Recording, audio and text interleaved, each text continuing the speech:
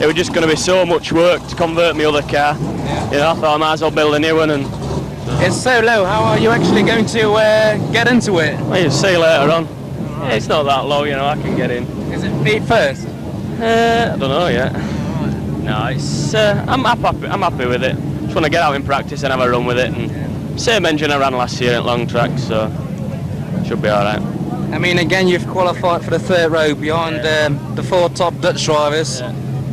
It's always difficult with the best drivers from Holland at the front. You have to act quickly to win it. Oh yeah, you've got to get to them. I don't know really. I mean, depends who's in front of me. Kroender, Kaiser, Lauwabers and Ronitz. I had Lou Wolves in front of me last year and he just wouldn't set off at start, you know what I mean? It was like hard work, but you need to get onto him on the first couple of laps. That's what I'm hoping to do anyway, so should be alright. It's going to be hard with the sun coming out now. Tyres. It's going to be warm, innit? You know, they're going to be burning tyres up, I think, so see how we get on. Don't know, yeah, it's a long race, isn't it? 25 laps around here. I mean, last year Kroender got away and like his tyre were knackered at end, but he managed to survive, didn't he? So.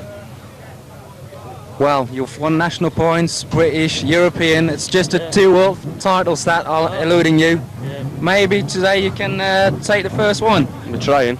Okay, Frank, cheers. Cheers. Track debut today is 38 Jason Holden, who will be racing one of Tony Cole's cars. Hello there. Hello, Jason. Tony Cole's car. How did that deal evolve? I had a go in it last November here in the short track, and he offered me it again for the long track. So the car's sort of not quite finished yet, we still finish it off, but him and Wayman sort of sorted it out, so chuffed a bit, shall have a go in it. Okay. You've, as you said, you've raced on the short track here.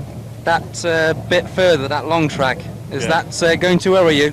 Well, I've only ever seen it once, so still the same, still go around the corner at the end of the straight, just a bit quicker. So. I mean, you'll be halfway down the grid.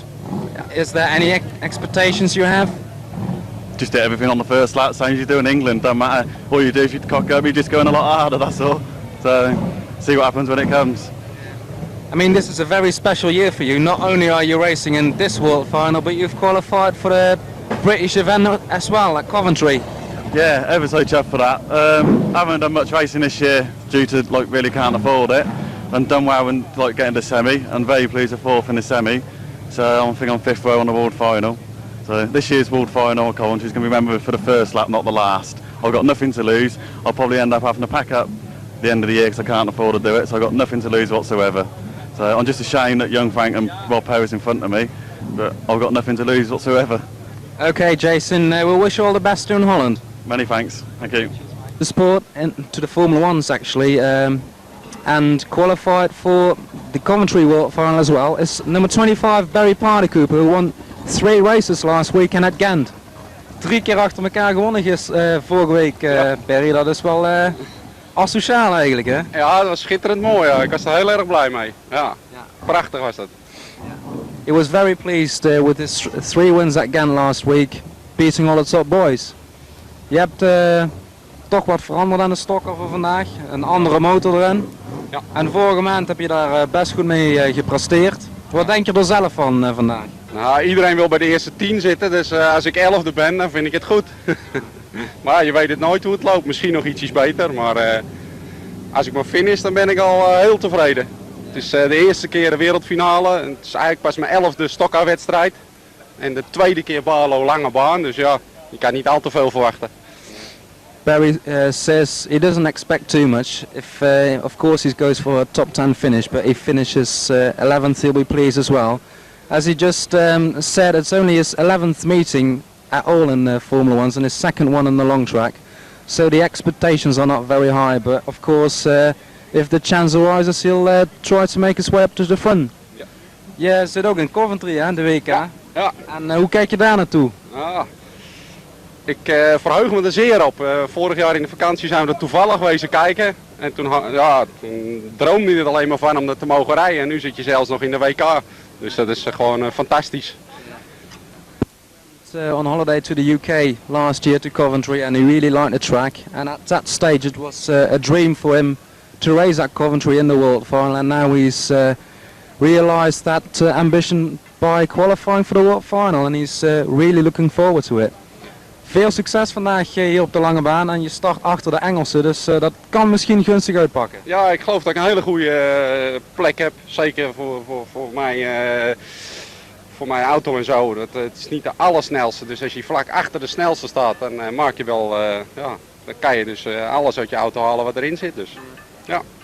Just starting behind the top boys, he's trying to squeeze everything out of his car and hope for the best. Yeah. Dankjewel. Jullie ook bedankt. You. One of the top drivers in the Netherlands and starting on row 2 this afternoon will be 240 Henk-Jan Ronits. Een nieuwe stockcar, niet een nieuwe stockcar, maar iets wat je nog niet lang mee hebt geraced. Nee, het is de oude auto, maar met weer een ander systeem erop. Nou, het wil nog niet zo erg lukken de laatste tijd, dus laten we het hopen vandaag wel. It's an old car, but made as a new one, with new suspension on it, a few different other things that have been tried out. And we'll just see how it goes. Nou, je staat op de tweede rij, je hebt die Engelsen weer achter je staan, dus dat is hartstikke lekker natuurlijk. Ja, je moet zorgen dat je snel weg bent. Nou ja, we zien het wel. Vorig jaar was ik ook redelijk goed weg, maar ja, toen wou de auto ook niet gaan, dus we zien het wel wat het wordt. Last year he had a fairly good start. He got away from an English like, but his car played up and he failed to make an impression. Hopefully it will go a bit better today. Waar rij je eigenlijk voor? Eerste 3, wereldkampioen worden, finishen, want dat heb je ook nog niet vaak gedaan op de lange baan. Wat wordt het? Nou, het is elk jaar zeg ik van nou, ik hoop bij de eerste 10 te zitten, finishen. Nou, ik hoop eerst maar eens op uitrijden weer eens een keer. En dan zien we het wel weer. Misschien heb ik dan mazzel. When I asked Henk-Jan for his expectation, he said, well, I've never finished a world final. Of course, winning or a top 3 would be nice, but the main aim is to finish the race actually, and so he can say I've finished a long track world final. Nou, veel succes en ik hoop dat de wagen het goed doet vanmiddag. En dan misschien is er dan wel weer feest in Assendelft, hè? Ja, ik hoop het. Bedankt Frans. Oké.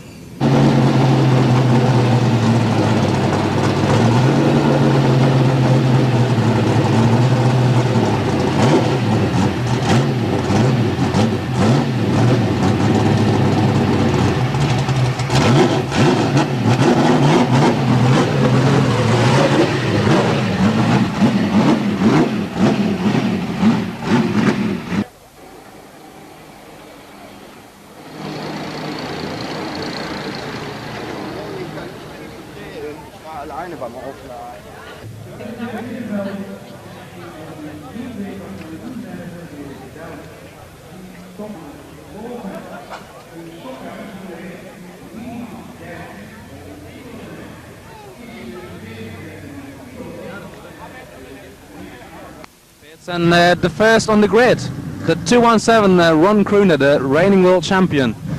Nou, over de laatste paar maanden gaat het weer een stukje beter met je. Na een slechte seizoenstart mogen we wel vaststellen. En vooral vorige maand in Baarlo ging het super, hè? Ja, we hebben alles gewonnen, de eerste, tweede en derde mans. Ja, ik dacht dat het redelijk goed was, maar ja, je moet toch afwachten wat de Engelsen doen. Dus, maar we weten dat het weer een beetje gaat, dus.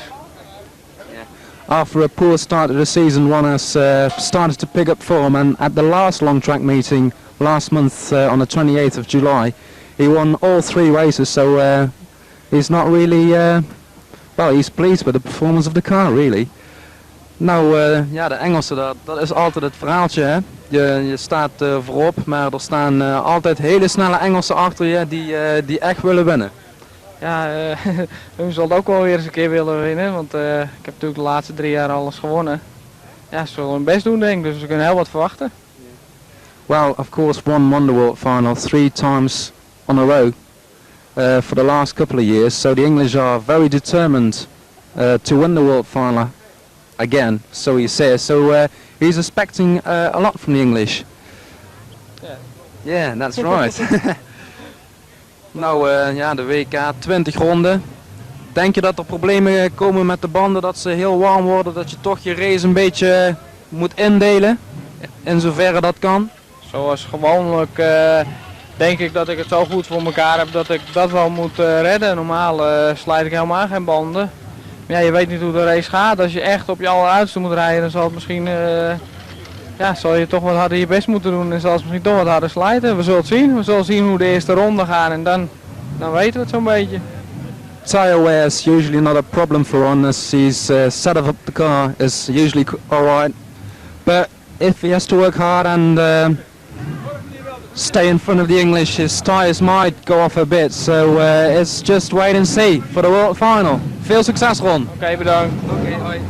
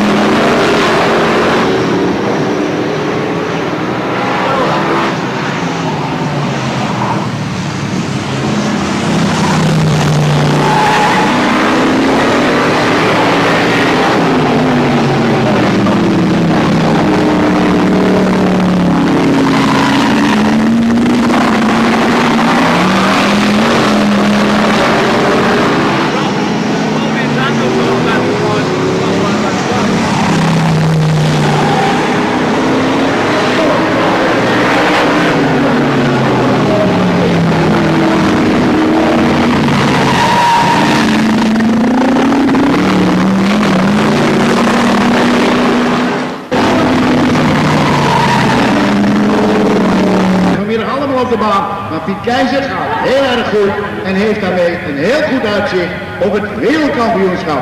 Horst, ze haben es gehört, meine Damen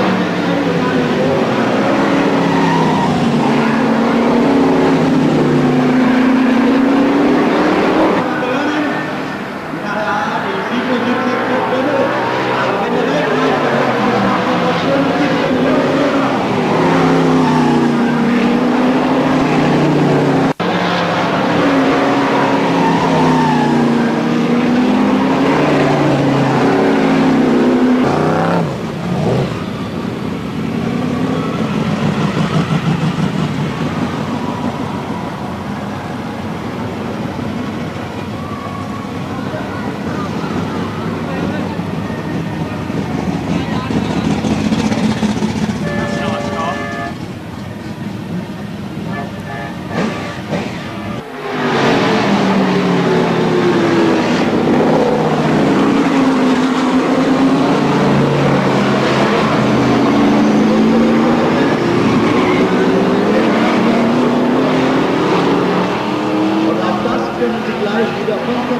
Ablesen im Innenfeld.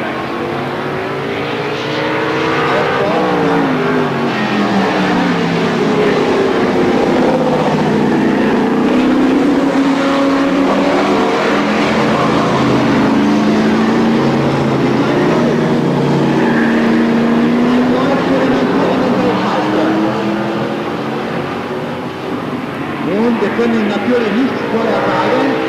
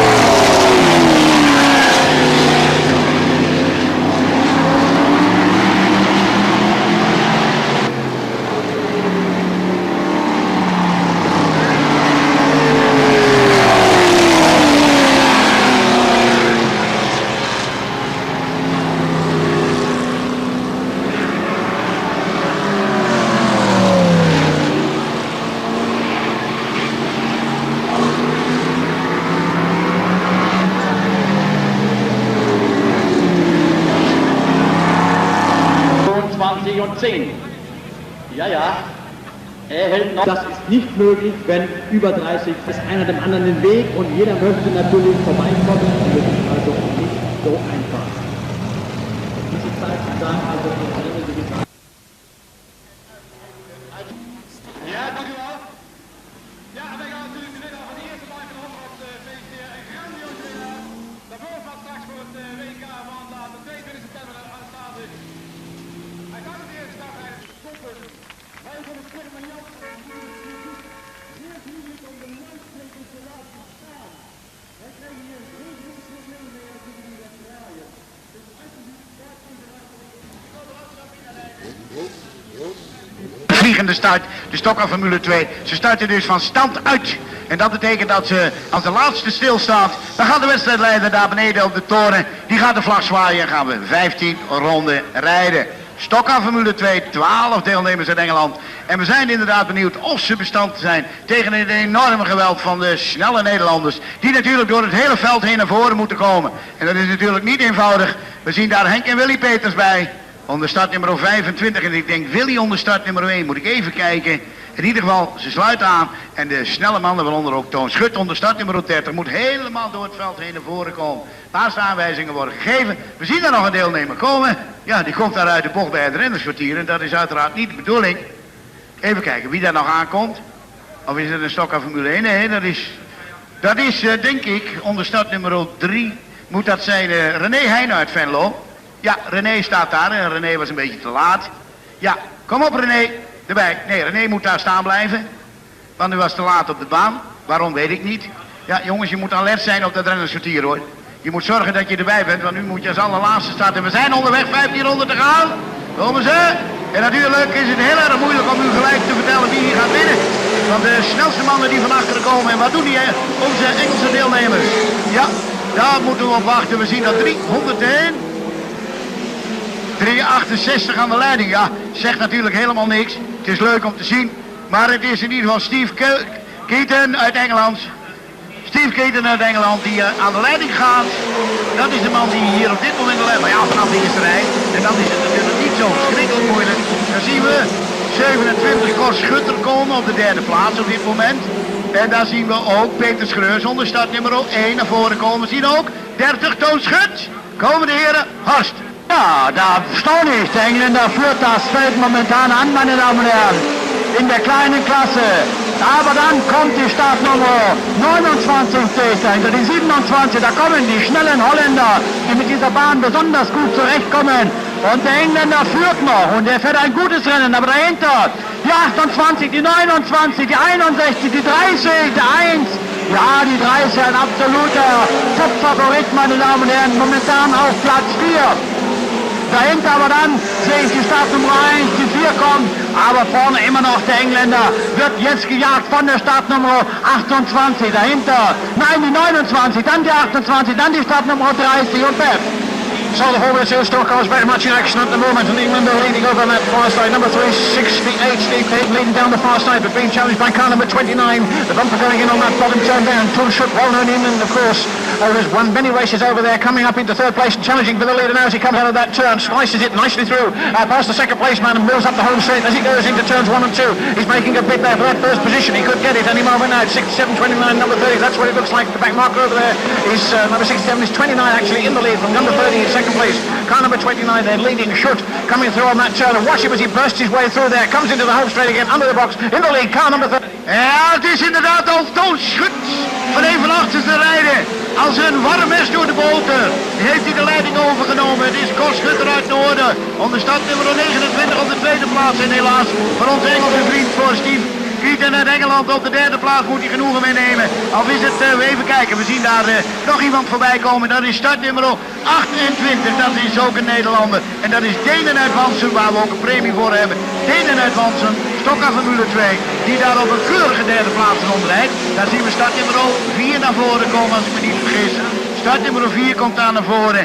En dat is John Nicol uit Engeland. Een van de snelste mannen in Engeland, John Nicol. Ja, daar komt hij. Ist inmiddels door en we gaan hier hoor. Ja, und an der Spitze ist die Startnummer 30. Es gibt ein Durcheinander, aber meine Damen und Herren, keine Angst, wir sagen Ihnen, wer vorne liegt. Es ist die Startnummer 30, dann die 29, dann sehe ich die 27, dann die 28, dahinter der schnelle Engländer mit der Startnummer 4. Dann kommt die Startnummer 368, dann die 46. Aber an der Spitze, ja, da geht er etwas Fußball spielen, meine Damen und Herren. Wer sein Wagen nicht auf Asphalt hält, der hat keine Chance. Hier kommen sie, 30, 29, dann die 4, der Engländer, jetzt auf Platz 3. Wir haben der Startnummer 4, dann die 28 Bev. So it's Tom Schut in the lead in car number 30, moves out of turn 2 down the back straight in that number 30 with number 29, then John Mickle in third place in car number 40. Mickle from Cambridge piling it on down that far side, doing his best to shorten the distance between second and third place. Is Schut still in the lead in car number 30, as he has been so very often when appearing and racing in England. Tom Schut in car number 30 in the lead from car number 29 in second place, and then John Mickle third in car number 4. The Englander in that third position then, and maybe we can hold on to that.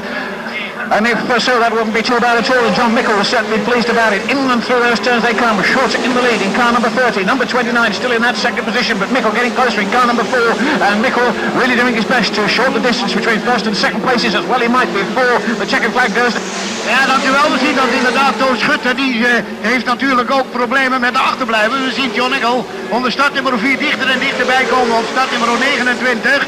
Maar het is Cor Schutter uit Noorden die een keurige tweede plaats in handen heeft. Maar we zien dat inderdaad startnummer 4 John Nicol uit Engeland dichter en dichterbij komt. En dat de heren in die kopgroep natuurlijk de nodige problemen hebben en niet vol gas kunnen geven om hier de achterblijvers voorbij te komen als ze doorkomen. Hebben we nog 2 ronden, hebben we inmiddels als ze doorkomen. Zitten we zo in de laatste ronde. Nou, de rest van de heren uit Nederland, we zien Cor Kuppen uit Eschade, we zien Henk Peters daar een goede score rijden. We zitten in de laatste ronde, gaan naar jou hoor. Ja, die letzte Runde läuft und einen ganz klaren Überblick, meine Damen und Herren, die Startnummer 30. Er führt das Feld an, ist in der letzten Runde. Auf Platz 2 die 29, auf Platz 3 die 4. Und hier kommt der Sieger, die Startnummer 30. Dann die 29, dann der Engländer, die Startnummer 4.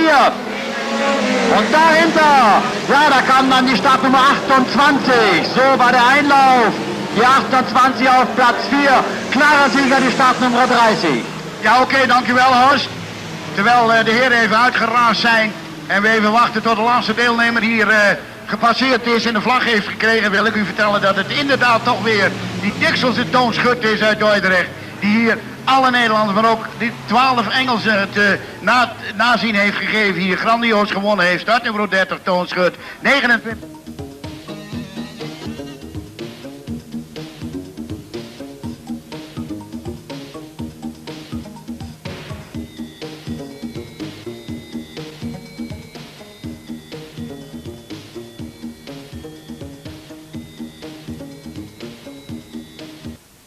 Formula 1 stock cars coming to the home straight now for the parade lap of the Formula 1 long track world final, where they will receive their starting award from the NACO chairwoman Kitty Klaas. And the first of them, of course, is 217 Ron Kroonde, the reigning world champion, and he will be defending that title in the race which will commence in about 15 minutes time. Ron's racing. Now we've got a driver who recently returned to the race, racing the car belonging to Henny Kuppens, who is unfortunately on holiday, and that's number 73, Koos Peters. 80s and then in the early 90s. Then we've got number 10, Piet Keizer, the man who's going for the world final, the title he's never won before. And he's been winning a few races on the long track as well. He cleaned up at Easter, winning all 3 races. Drivers, that's 22, Lau Wobbers, and 228, Joop van der Werf. And both drivers will be competing in the world final at Coventry later on. 228 and 22, both well up the field. But a driver from the northwest of the Netherlands, and he's been making a valuable contribution to the Dutch racing scene.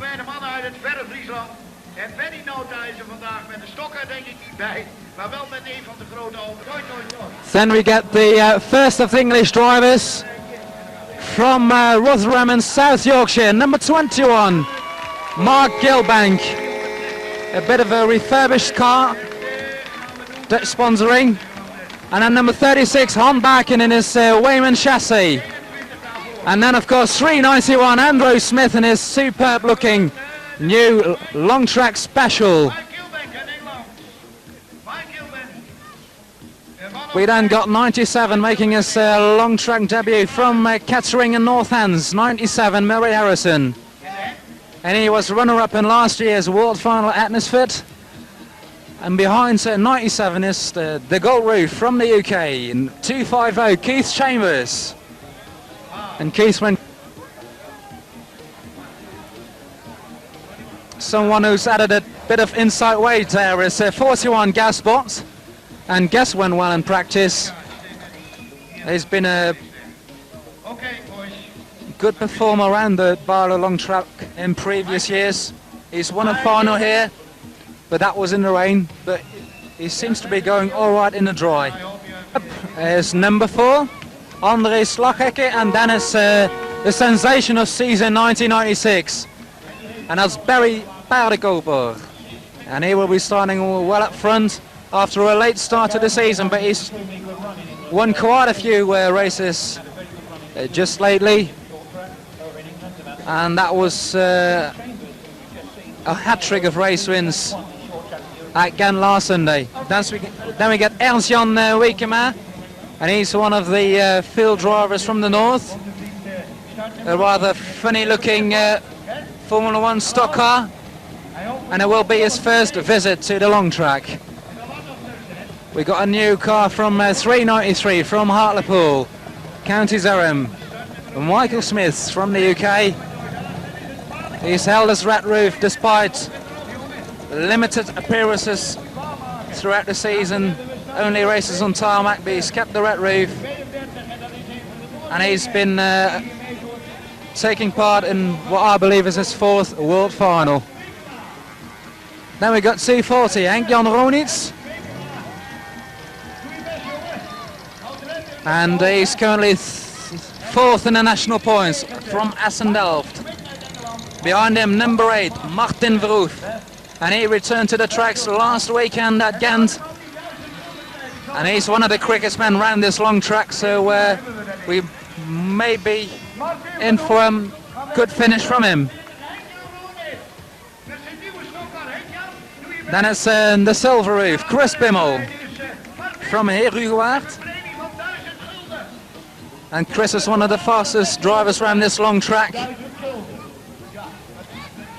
And then it's Jacques van Diepen, who won the final on the long track in May.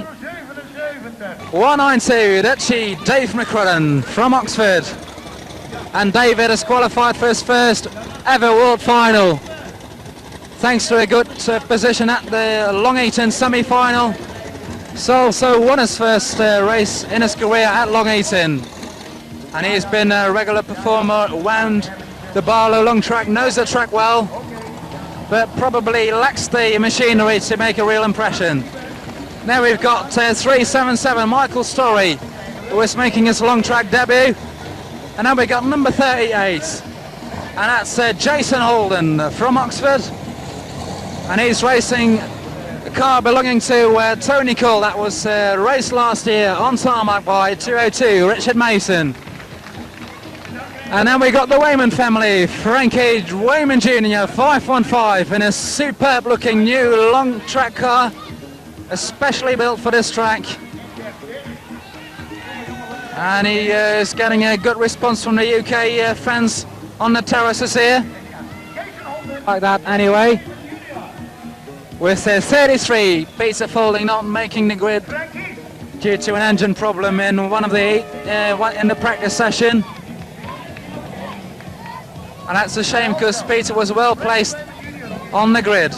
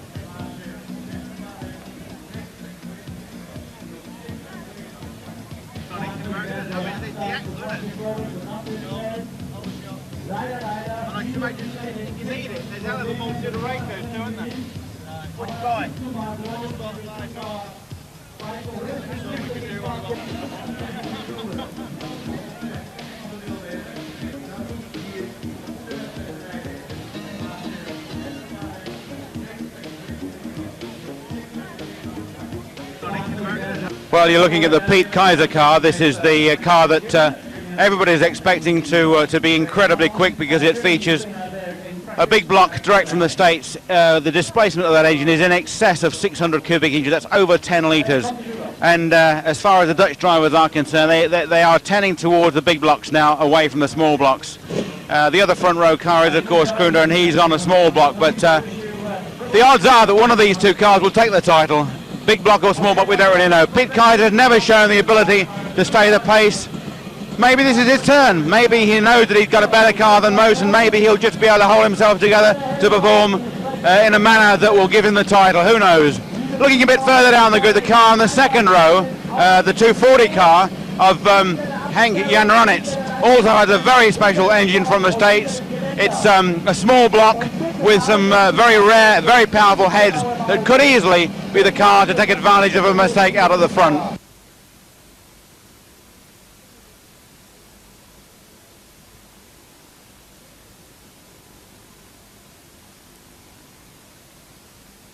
From the grid, notably 33 Peter.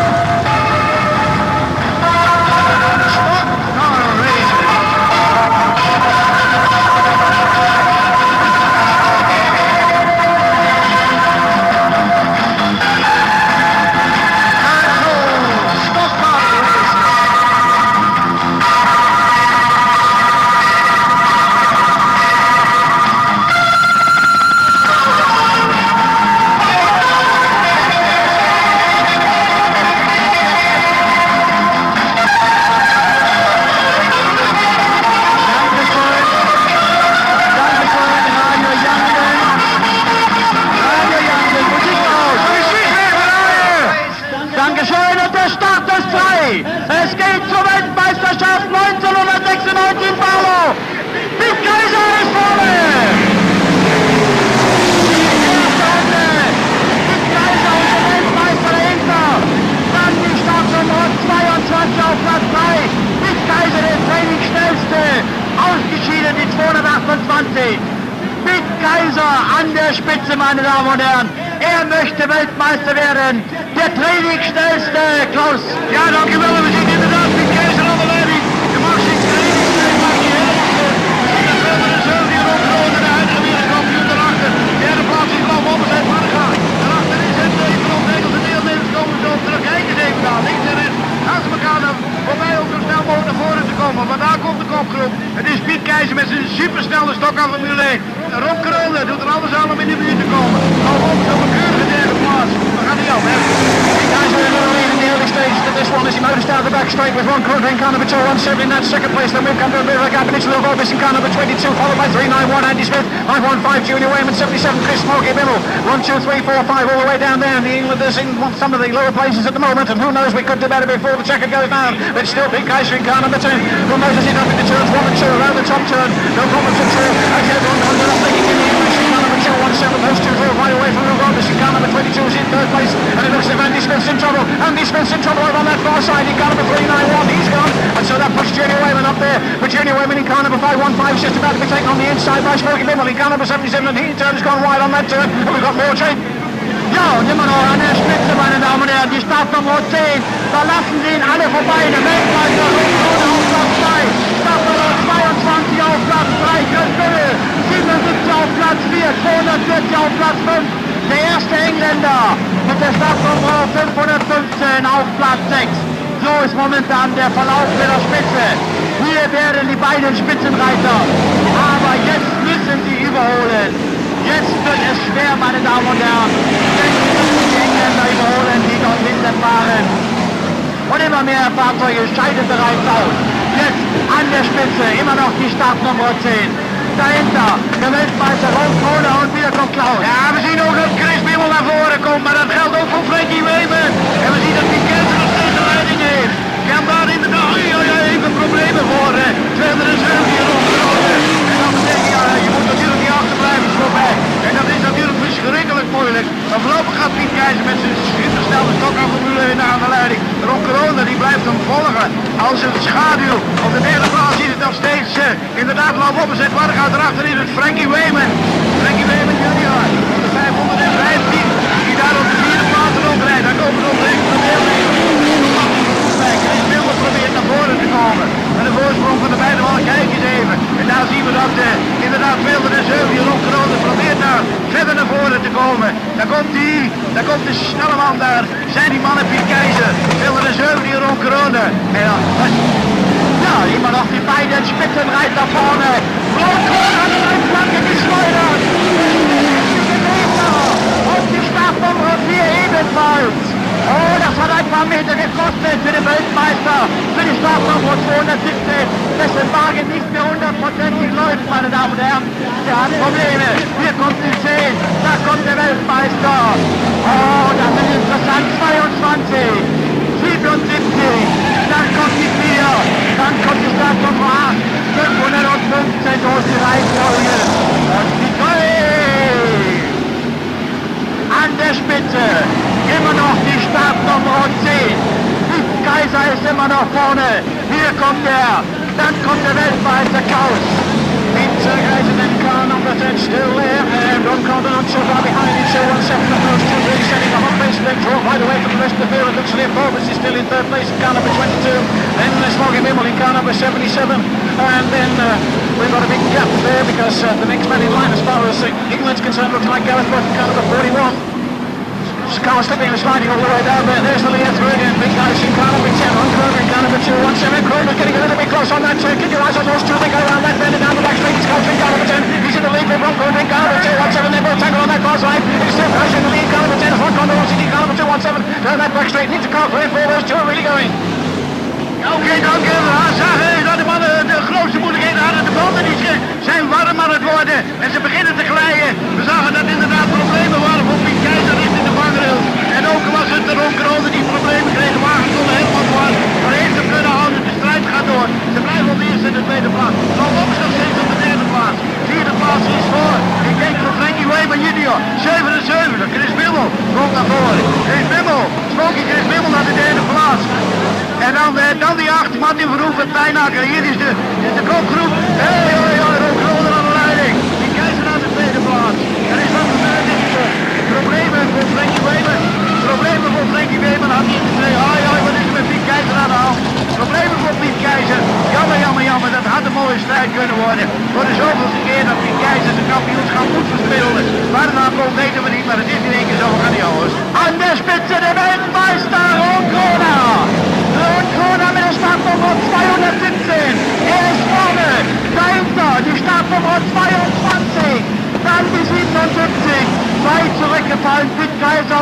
Klaus. Piet Kaiser durch einen technischen Effekt aus dem Rennen heraus. Welch eine Spannung ist da genommen. Hier kommt er, die Startnummer 217 Rundbruder. Dann die Startnummer 22. 77 Christbündel. Dahinter kommt die Startnummer 8. Dann die Startnummer 41 und die Schande rüber.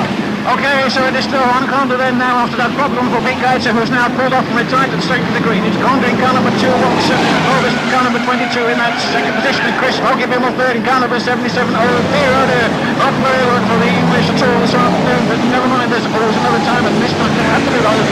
217, one contest the man there, a very competent driving lead as he takes it once more down that back straight, has to put a wheel wrong. Ovis driving well in car number 22, we know him well in England, and of course Chris Hockey Bimmel, a very popular driver too in the UK. He's in that third position and they're evenly spaced as they come out of 3 and 4 into the home straight away.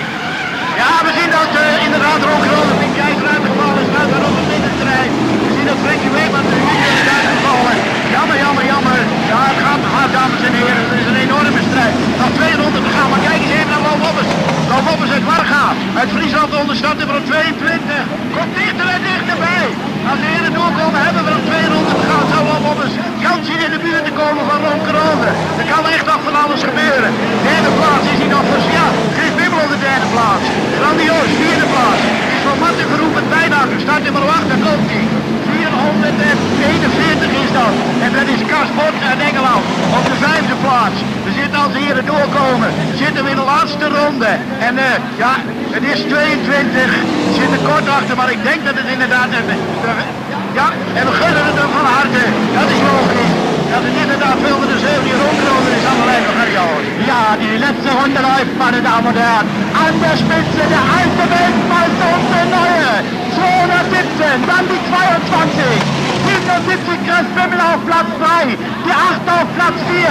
Die 41 auf Platz 5. Und hier kommt der Weltmeister. Hier kommt der Weltmeister, meine Damen und Herren. Chris Bimmel macht einen Hattrick. Zum 3e Mal is de Weltmeister. Klaus. Ja, dankjewel. Geef u de officiële uitslag, de eerste 3 binnenkomende. En het is een Nederlandse. Inderdaad, het zijn de Nederlanders die het gedaan hebben. En het is jammer, jammer voor Piet Keizer. Voor de zoveelste keer Piet Keizer uitgevallen. Ja, ja, heel erg goed. Jongens, het gas eraf. Het is helemaal afgeslacht, maar ze maken er even een snelle ereronde. We gaan even kijken, want we zien dat inderdaad rondgeronden naar een enorm gevecht. Ja, daar komt hij, dat weet ik hoor. Dat weet ik, ze komen allemaal. 217 rondgeronden. Daar een enorm gevecht met Piet Keizer. Die is eerste geworden, Piet Keizer helaas uitgevallen. Anders had ik het nog niet geweten, dat zal Ron nog toegeven nummer 1. Tweede is geworden. 22 Lo Wobbers uit Warga, grandioos gedaan. 77 Smoky Chris Bimmel op de 3e plaats. 4e plaats was, denk ik, voor start nummer 8. En dat is Martin Verhoeven. Bijna Martin ook heel erg. Die 77. 4. der 8 und 5. der 1. und der schnelle Engländer mit der Startnummer 41. Die Startnummer hier naartoe komen, Lo Wobbers uit bijna doorgekomen. 41, okay. Und da ist der alte neue Weltmeister mit einem Hattrick. 3 Jahre hintereinander ist der Weltmeister geworden. Wir schalten runter zu Karl. Premie, Piet Keizer van de Grote Piet. Het is de zoveelste keer dat het misgaat. Welcome for Escort. He was the first. Please, welcome. I give you the microphone. Well, keep on. There are 2 awards, the top 2 English cars finishing. The best English finisher was Gareth Butt in a very deserved 5th place. Gareth, if you'd like to come forward with the presentation that he made to you and the trophy. Not sure where the trophy is. Where's Mick Ogden and where is Tony Cole? Oh, never mind, it's there somewhere, I'm sure. Also, the 2nd English finisher. If you'd like to come forward, that's Murray Harrison. We've got a trophy for you, Murray, and a prize.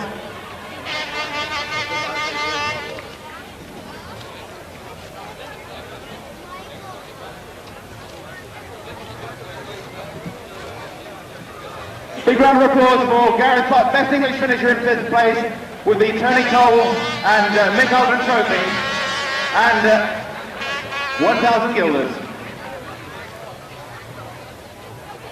Congratulations, Gareth. And the 2nd, the best English finisher, a trophy and an award from the coach organised by Malk Alot. If you'd like to come forward for the trophy and the cash, that's 100 English pounds and a trophy. Let's hear it for 97 Murray Harrison. First ever visit to Barlow by Murray, and he says he's going to be back next year with a few more tweaks on that car because he knows he can win. Jansen.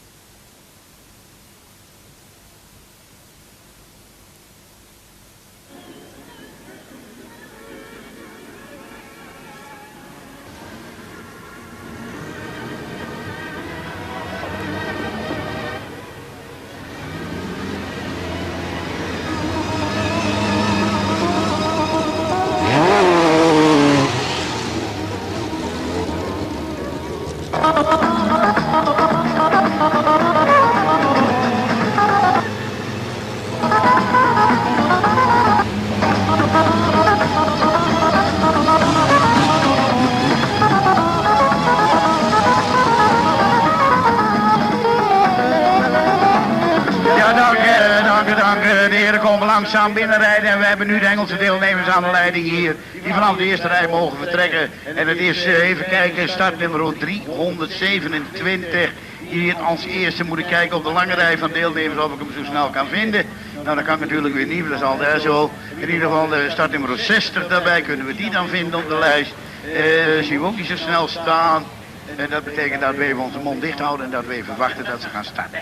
We gaan 15 ronden rijden, we zijn benieuwd. U ziet hier dat het toch een redelijk grote handicap is voor de allersnelste in deze klasse. De startnummer 60 en dat is met Grunen. En we zien hier Pieter Ross, zien we staan, al de eerste rij uit Engeland. Ja, stilstaan heren, stilstaan. Voorzitter van de NACO Kitty die gaat verdwijnen. Korte baan hebben we nu, stockcar Formule 2. Ja, en we zijn onderweg. Nou, dan ben ik benieuwd of inderdaad wat Kuppen en Schade gezamenlijk naar aanleiding gehad op dit moment. Ja, we zien René Heijnen daar goed. René Heijnen gelijk van de tweede plaats. Nee, geen foutje maken nu. Een van onze Engelse vrienden gaat voetballen. Maar het is René Heijnen die aan de leiding gaat. Onze Engelse vrienden daarachter kort Kuppen uit Eschade.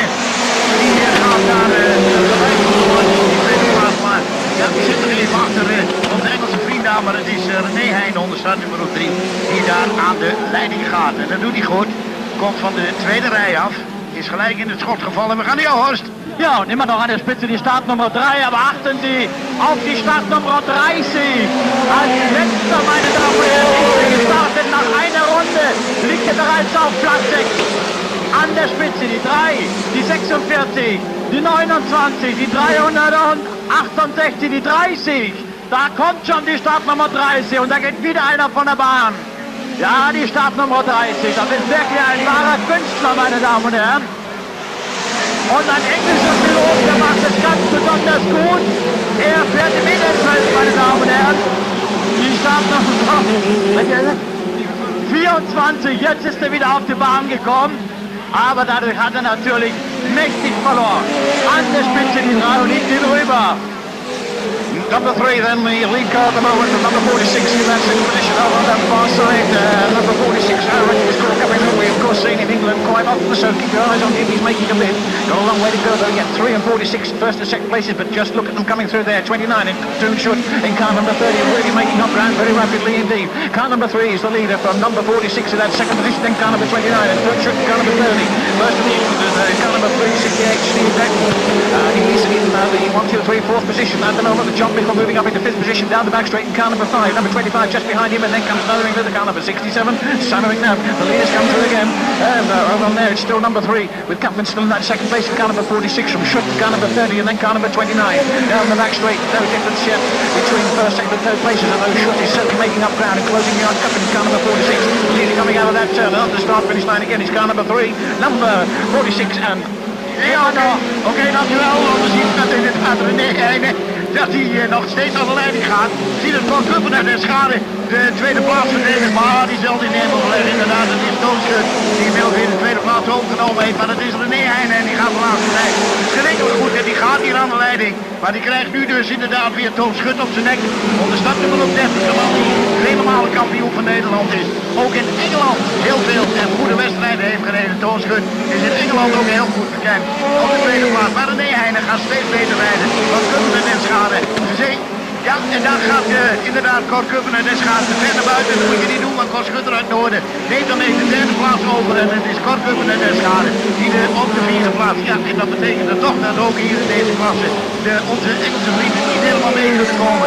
Het is 262 die daar op dit moment ligt op de vijfde plaats. En we gaan naar jou, Horst. Ja, neuer Spitzenreiter, die Startnummer 30. Startnummer 30, der Mann ist einfach nicht zu schlagen, meine Damen und Herren. Als letzter gestartet, jetzt ist er vorne. Auf Platz 2 die Startnummer 3, dann die 29, 46, dann der Engländer, die Startnummer 4, dann die 282 ist es, dahinter die 3, 68, wenn ich das richtig von hier aus sehe. Hier kommen sie, ja, die 368 ist es. Aber der Spitzenreiter ist die Startnummer 30. Dann die 3, die 29, 46. Dann die Startnummer 4, die 1 ist bereits überrundet. Dann die 282 und die 386, so ist die Reihenfolge. So, still moving around here very, very quickly. Indeed, John Mickle making a little bit of progress in car number 4, it's keeping the English flag flying, but over on the far side, it's too short in car number 30, down that back straight. With car number 3 in second place, number 29, moved up into third position and caught up in fourth in car number 46. And then it looks as if coming into the next position is the John Mickle car, number 4. And we could well have another England there in the running there, number 368. That's just subject to final confirmation. Short in the meantime, moving down that far side, no problems for him whatsoever. Coming through any moment now to take the last lap. And there it is, too short in car number 30 in the lead. Oké, thank you, we zitten in de laatste ronde, dames en heren. Het is hier staat in voor de Toonschut die aan de leiding gaat. En de zaak goed bekeken, tweede plaats is nog steeds voor René Heijnen. Maar René Heijnen wordt in de laatste meters nog eruit gezeten door 29 Cor Schutter uit Noorden. Cor Kuppen en Eschade komt ook dichterbij. Op start nummer 4 zien we dichterbij komen John Mickle. Maar die is te laat. Het is 30. Het is 3. En het is Even kijken, 29 denk ik. Ja, 29. 30, 3, 29 die hier als eerste. 46 Cor Kuppen. En startnummer 4 John Mikkel uit Engeland op de 5e plaats. Maar de wedstrijd, terwijl we even de heren door laten komen, komen ze ook veel uitvallers. Degene die net even over het middenterrein ging, dat was de man die nu dacht ik even zijn motor gaat koelen. Dat was Willy Peters uit Nijmegen. Maar het is wederom Toon Schut uit Dordrecht die ook de tweede maals heeft gewonnen. Maar heel goed ook startnummer 3 René Heijnen.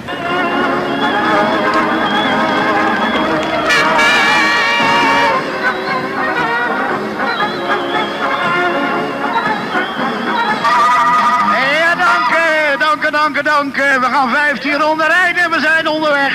En we zijn benieuwd hoe lang het duurt of de snelle mannen helemaal van achteren komen. Maar let op paardenkoper, startnummer 25.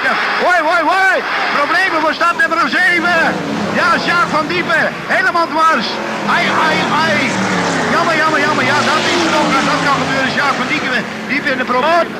En ook voor Koos Peter. Rood wordt er gegeven. Had niet nodig geweest. Goed. Ja, maar de roodkaas op de... Ja, nodig geweest. Goed. Ja, maar de roodkaas op de... Ja, rood wordt er gegeven. We krijgen een herstart. Stoppen, heren.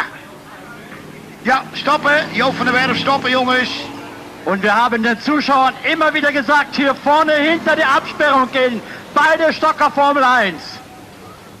We zagen dat Sjaak van Diepen daar in de problemen kwam. Of hij een duwtje meekreeg, dat weet ik niet. In ieder geval, hij kwam helemaal dwars te staan. En we zagen dat startnummer 38. En dat is, die ging vol in de vangrails. Nou, het is allemaal goed afgelopen. En ik denk dat iedereen wel...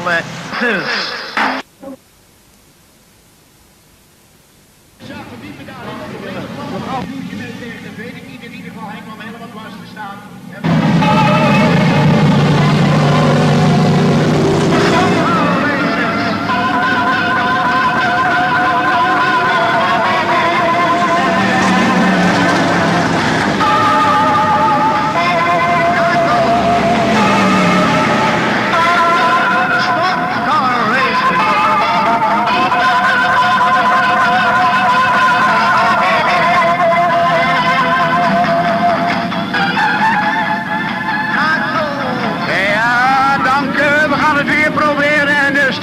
Is op het middenterrein.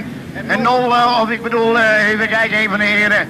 Die kan er zo wat niet op blijven zitten. Dan laat ze maar even gaan hoor. Gaat nu allemaal goed. En daar komen de snelle mannen. En hij wordt gesloten door. Hoi. En daar zien wij wederom Sjaak van Diepen erbij. En wederom is het 228 Joop van der Werf die daar stilstaan. 54 staat daar stil. Nou ja, goed, allemaal goed afgelopen. Ja.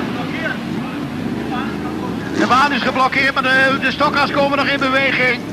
En dat betekent dat, ja, de baan is niet geblokkeerd. Nee, ze kunnen er wel door. Maar even een beetje kant maken. Dat doen ze even kant maken. Ook even de vrienden erbij daar, ook op een ronde achterstand. Het is paardenkoper die aan de leiding gaat, maar kijk eens even daar. Start nummer 8. Het is Martin Verhoeven Pijnakker. Tweede plaats zit hij inmiddels. Martin Verhoeven Pijnakker. Die wil de bokaal, de Sjaak Klaas bokaal mee naar huis nemen, maar dat geldt ook voor paardenkoper. Maar dan zien we ook in de 40 zien kapot. En Nederland naar voren komen op de deze plaats. Komen ze Horst. Ja, wer kriegt den Sjaak Klaas Pokal? An der Spitze die 25, aber da kommt die 8. Da kommt die 8, mächtig, dann die 41. Dann sehe ich den Weltmeister kommen und hinten, dann sehe ich auch die Startnummer 10, Piet Kaiser wieder dabei zu sein. Aber hier vorne die 8, neuer Spitzenreiter, die Startnummer 8, dann die Startnummer 217 und die 10, wieder hinter den 217 der Weltmeister, hat Probleme. Die Startnummer 10 geht an Piet Kaiser vorbei und das Publikum will es sehen. In the lead, and as they come out of that turn, it's Marley Verhoeven, car number 8 coming up the home straight now with car number 25 in that second position, 8 to 25, and Gareth Boss in car number 41 in third position. Along the home straightaway into 1 and 2, and it is still number 8 car number 25 in that second position. He's now being challenged by number 41, Gareth Boss, who's close to that gap rapidly on the back straight. He's challenging for that second place as he goes round the pit bend turn. Still Marley Verhoeven, car number 8 coming out of and into the home straight. Past the start finish line again. Car number 25 in that second place, and looks like Bob is trying to move up into second position, which indeed he does. That's that number 25 car without too much trouble indeed. Goes chasing up the road. Still down the back straight. Car number 8, car number 41 in that second place. Then car number 25. And certainly then moving rapidly down that far side. But keep your eyes on the leader. Car number 8 coming out of that fourth turn again. Followed by Gareth Body in second place and car number 20. Oké, dankjewel. We zien dat Mattie Verhoeven bijna nog steeds aan de lijn gaat en heeft een kleine voorsprong op. Start nummer 41, Kerstboot in Engeland. Ja, die hebben we vaker gezien hier hoor. Dit is niet de laatste keer zijn en niet de eerste keer dat hij hier gaat winnen. Het is Paardenkoper. Start nummer 25. Op een keurige derde plaats. Maar ja, dan krijgt hij natuurlijk geen Jacques Klaas trofee meer. 219 rond Kroner en die heeft problemen. Die heeft onderstuur, dat ziet u in de bochten. Had hij in de eerste marge ook. Maar is de wagen toch op de weg nou, de Piet Keizer daarachter. Daarachter is wederom start nummer 22 lauw opgezet waar gaat. Die tweede is geworden. De vice-wereldkampioen 1996. Maar het is start nummer 8. Martin Verhoeven zijn naar de hele lijn die gaat. Als ze doorkomen hebben we nog 7 ronden te gaan. Komende heren, ja we zien dat inderdaad 217 rond Kroner heeft zich losgereden. Maar is de achterstand die hij heeft klein genoeg om nog naar voren te komen. We zien 41 dichter en dichterbij komen. Kasbot in Engeland komt dichter en dichterbij. Martin Verhoef, zou het dan nog inderdaad mogelijk zijn dat dit jaar de Jacques Klaas trofee in Engeland gaat. We natürlich allemaal van harte. We gaan los. Ja, ich denke mal, der Engländer kommt näher an den Spitzenreiter heran, meine Damen und Herren. Und er könnte die Jack Klaas Pokal mit nach England nehmen. An der Spitze die 8, aber dann der Engländer die 41. Dann der Weltmeister, dann Mat Gulikers, dann die 22, 25.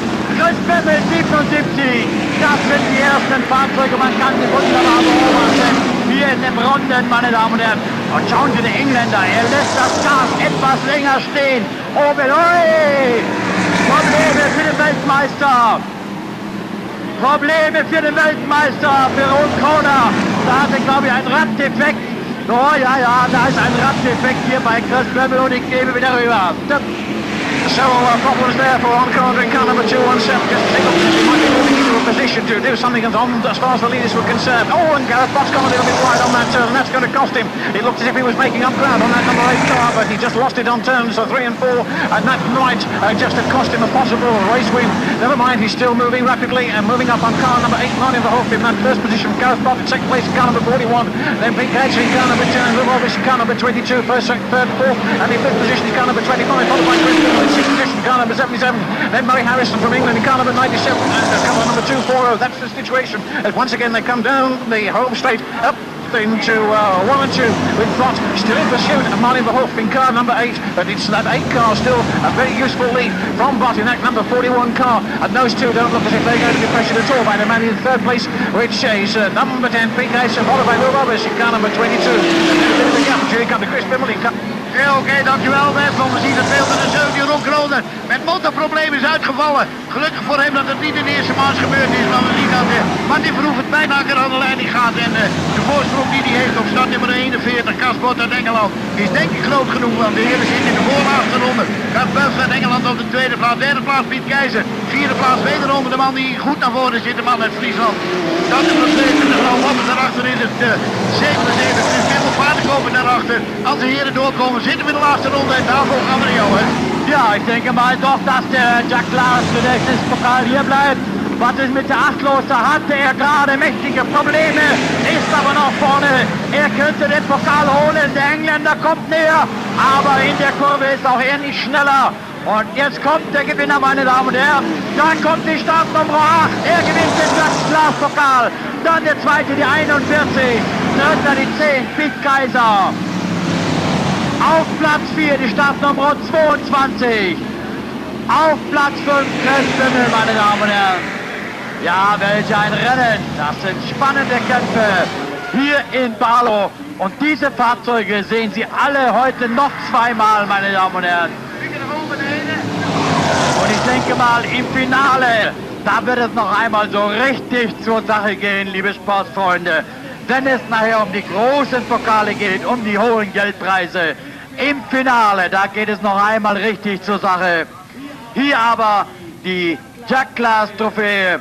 Die 8, die 41, die 10, die 22 und die 77. So war der Einlauf. Martin, blended in memory of the late Jack Klaas a few years ago.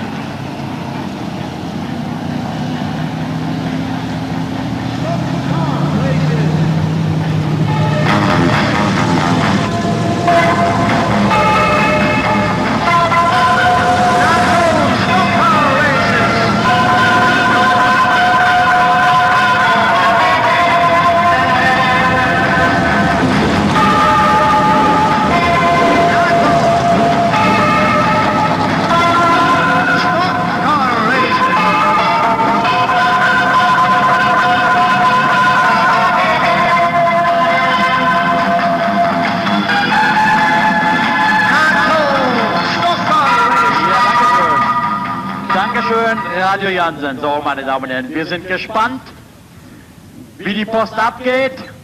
Ja, da haben die schnellen Fahrzeuge schon ganz dicht auf die etwas langsamen aufgeschlossen. Das ist natürlich klar, der Starter hat natürlich keine Chance mit dem Wagen dort wegzukommen. Die hängen quasi auf der Pelle. Aber ich denke mal, der Start könnte freigegeben werden. Noch ist die rote Fahne draußen. Rot, nein. Nein, das klappt nicht, denn die schnellen Fahrzeuge haben zu dicht aufgeschlossen auf die langsamen. Sie müssen einen gewissen Abstand behalten. Ja, und der Start ist frei in der oberen Kurve. Diesmal in der Baarlo-Kurve. Da sehen wir als erste die 4, die 25. Da setzt die 228 nach. 4, 25, 228. Die beiden äußeren können wir nicht zählen, die haben da keine Chance mehr, an die doch heranzukommen. Aber hier, die 4, die 25, 228, 97, 393. Der Engländer mischen da momentan schon vorne mit. Mal sehen, wie lange, bis die ersten Stellen kommen. Der erste dürfte dann Startnummer 10 sein, dahinter die 41. Der schnelle Mann aus England mit der 41, aber diesmal sind ja noch ein paar vor. Die schnellen Fahrzeuge kommen noch.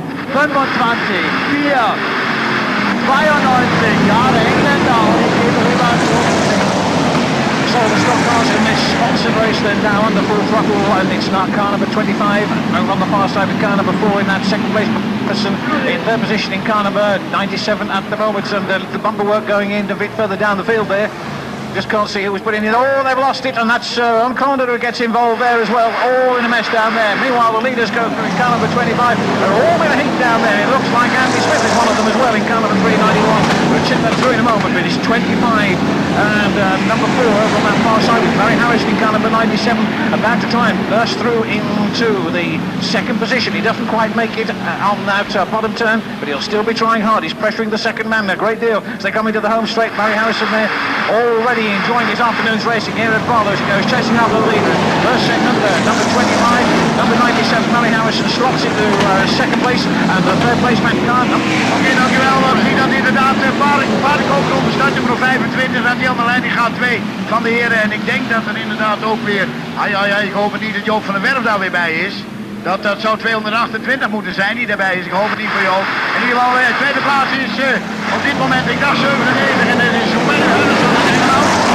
Tweede, ja, Benny Henderson in Engeland. Slaghekken, daar achteraan op de start nummer 4. Daarachter is het 207 hier opgenomen. En nee, 228 zit er goed bij. Gelukkig, natuurlijk, en dat geldt voor iedereen, ook voor de mannen die daar dus wel uitgevallen zijn, is het heel erg jammer. Dat moet natuurlijk niet gebeuren, maar het is Paardenkoper nog steeds aan de leiding. Het is Benny Henderson uit Engeland op de tweede plaats. Jongen, wat een storing in die koptelefoon. Het is niet te geloven. 217. We zien dat Benny Henderson uit Engeland verder buiten gaat. En het is Ron Krone. Die gaat in de aanval. Heel goed hier Paardenkoper op de start nummer 25. We zien Joop van der Werven goed bij. Kopje erbij houden. Joop die zit op de 4e plaats. Houden zo.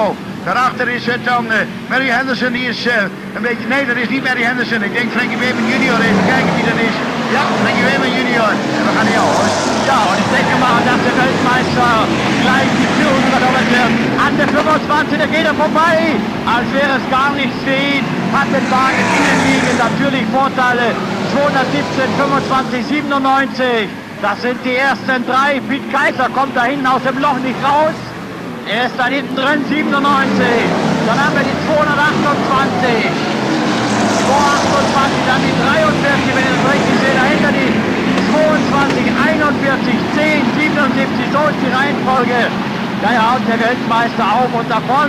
Aus für die Startnummer 184 und ich schalte wieder rüber. On corner then in car number 217, setting the pace. That's the first man. Number 25 in second place. Then Barry Harrison third in car number 97. And then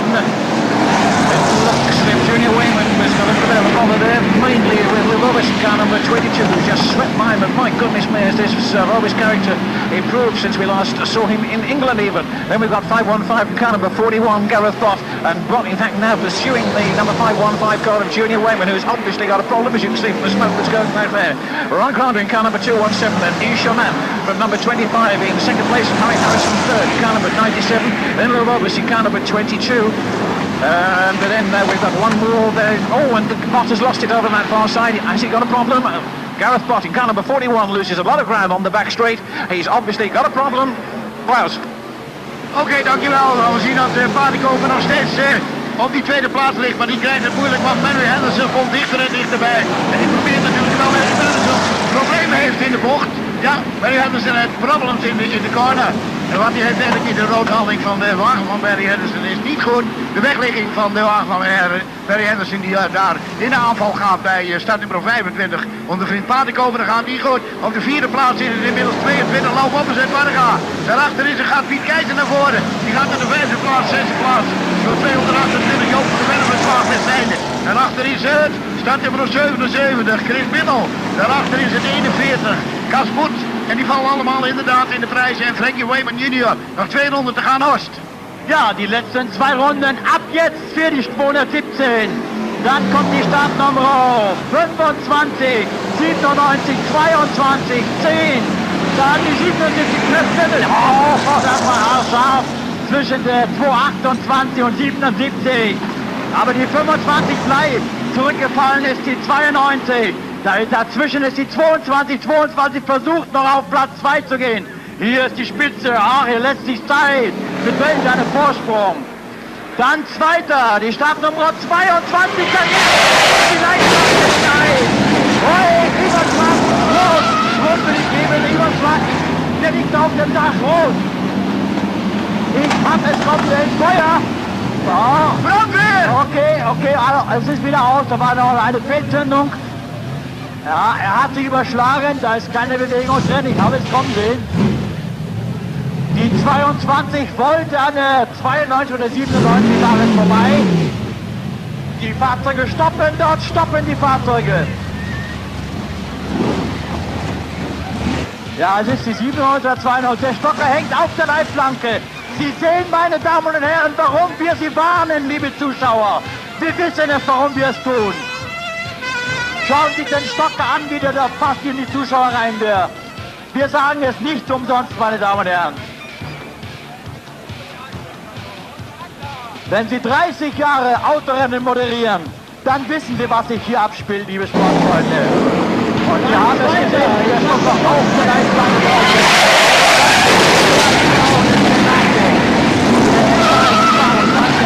Der hat's mir gemacht. Und wenn wir sagen, bleiben Sie hinter der Absperrung, dann hat es seinen Sinn, meine Damen und Herren. So, ich denke mal, bitte um ein paar Takte Musik. Radio Jansen, bitte ein paar Takte Musik.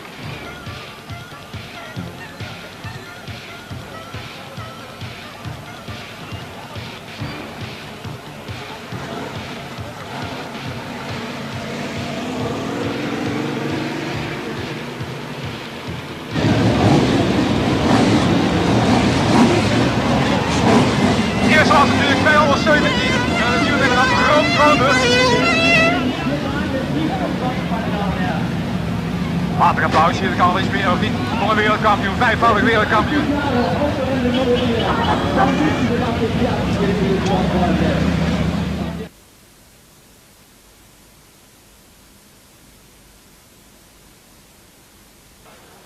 Hartelijk applaus, hier kan wel iets meer of niet voor een wereldkampioen, 5-voudig wereldkampioen.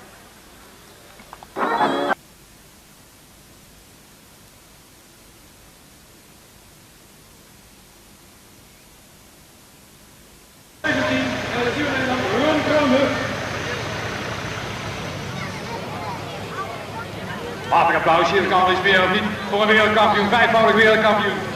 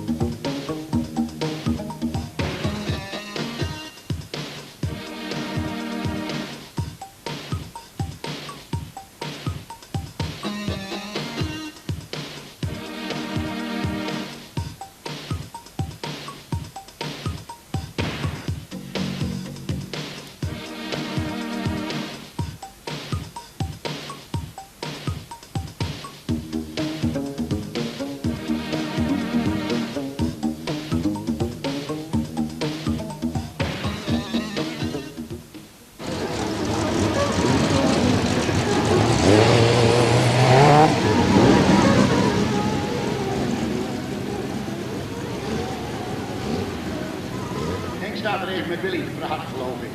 Ja, dan sta je toch niet goed, jongens. Dan moet je wel even draaien, Willy. Oké, Henk is 25, geloof ik. Ja, Henk is 25. En Henk die gaat op het middenterrein, nee, die gaat even draaien. En die komt er nog. En dat is 3. Nou, we zijn onderweg. We zijn onderweg.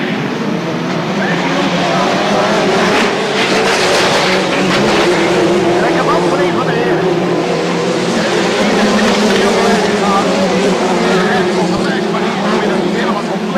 Nou, dan moeten we dan maar even rustig afwachten tot wij in de rijders komen die wel compleet zijn. En dat betekent dat wij 46, Cor Kuppen en Schade. En daartussendoor zitten. En op de broodjes en wegnemen. En die Peters die hier ook voorslag maken proberen. Nou, om naar voren te komen aan de leiding gaat op dit moment is het nog 61. En die gaat super snel. En start nummer 1, het is Peter Schreurs op de tweede plaats. Peter Schreurs op de tweede plaats.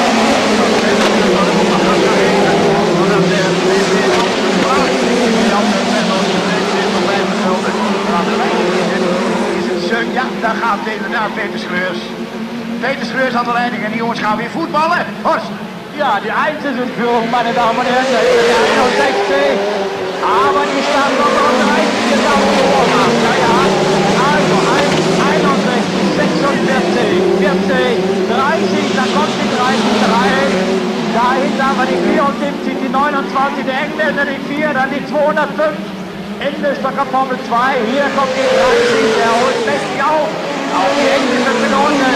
Die dabei an den Vorläufen. Aber nicht unter den ersten 56. Es bleibt immer noch die Startnummer 1. 61, 46, 30. Dann haben wir die 4 dahinter. Die 29 wird der Clinch genommen von der 25 und die Seite rüber.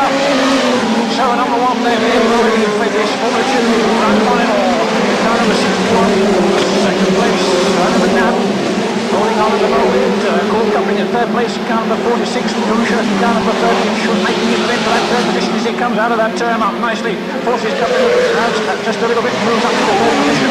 Number 1, the leader, around turns 1 and 2 with car number 30, number 46. Then John Nickley, car number 4, then Soleros actually down the back straight from the leader, really opening up quite a useful gap over this from 200, there it is, number 1, he goes through, that's the lead car from 61, Tony Should in third place, 46, Boom Cup. And then number 4, 1, 2, 3, 4, up the home straight. Into turns 1 and 2, short, really making up ground now. Car number 30, up in the second place, chasing after the lead car, still number 1. Oh ja, dank hè. We zien dat Peter Schreurs nog steeds aan de leiding, maar die wordt bedreigd. Maar we zien inderdaad start nummer 30. Ja, we zien Toon Schut dichterbij komen. En als we verder onderweg is, gaat zo nog de finale winnen van Peter Schreurs. Doet het natuurlijk uitstekend. 61 niet op de lijst staande. Hier op de derde plaats, hier nog lijst voor. Koos Buntelen is daar heel goed, maar die wordt er uitgezekerd door. Start nummer 4, 61 eruit. En ook eruit die John Nickel. Ja, John Nickel die was eventjes, die wilde daar even een duwtje weggeven, maar dan komt hij natuurlijk wel eventjes in de problemen. Daar is John Nickel. Die is heel ver teruggevallen. En daar zien we de start nummer 30 door. De eerste plaats op gaan nemen van Peter Schreurs. Peter Schreurs goed. Heel erg goed. En dan gaan we kijken op de derde plaats. Gaat er oprijden. Is het nog 61? Nee. Dat is start nummer 24. En dat is Willy Peters. Zo geklommen naar de vierde plaats. Op de 69. Dan is het geloof ik. Peter Schreurs in het oude. Daarachter is het van Buntelen en Schade. En dan zien we 205 komen. 205 kunnen we vinden. Ze gewoon tegen kunnen we niet. Oké, we gaan niet alles. Ja, de Engländer die staat nummer 4 recht dahinter, hij verplant, die Belgier ist weggebrochen, links die eigene aus dem Rennen. An der Spitze, die Startnummer 13, dahinter, die Startnummer 1, wenn ich das richtig sehe, und Mächti macht die 205 da, er kommt jetzt momentan auf den 5. Platz. 30, so ist die Reihenfolge, 1. Dann haben wir hier die Startnummer 4, 24, 46, 205, 29, 3. So ist die Reihenfolge. 30 also ganz klar vorne. Auch da ein Hattrick, meine Damen und Herren. Auch er hat es geschafft. Und jetzt verliert die 1 den 2. Platz. Der 2. ist der rote Wagen, der hier vorbeikommt. Das ist die Startnummer 24. 24 auf Platz 2. 1 auf Platz 3. So ist die Reihenfolge. Dahinter dann die 29 und die 3. Ich denke, da ändert sich auch nichts mehr, meine Damen und Herren. Denn die Fahrzeuge kommen gleich in die letzte Runde hinein. Die Startnummer 8. George Goodman in car number 30. Really straight the pace, working the whole way around this oval. He knows it well, and he knows it well, and he won't show his drives. And there's one race over there quickly, just as he's been doing here at Baarlo this afternoon. The black and white flag already as he comes out of that turn. The last time, too short, car number 30 crosses the line in first place. We wait for the second man to come through. There it is, 46 Core Cup in number 1. And that's the first 3, 4, 5, 6 through. The rest of them coming across the line now, the back markers. And again, we'll get these full results for you just as soon as they're available and give them to you later.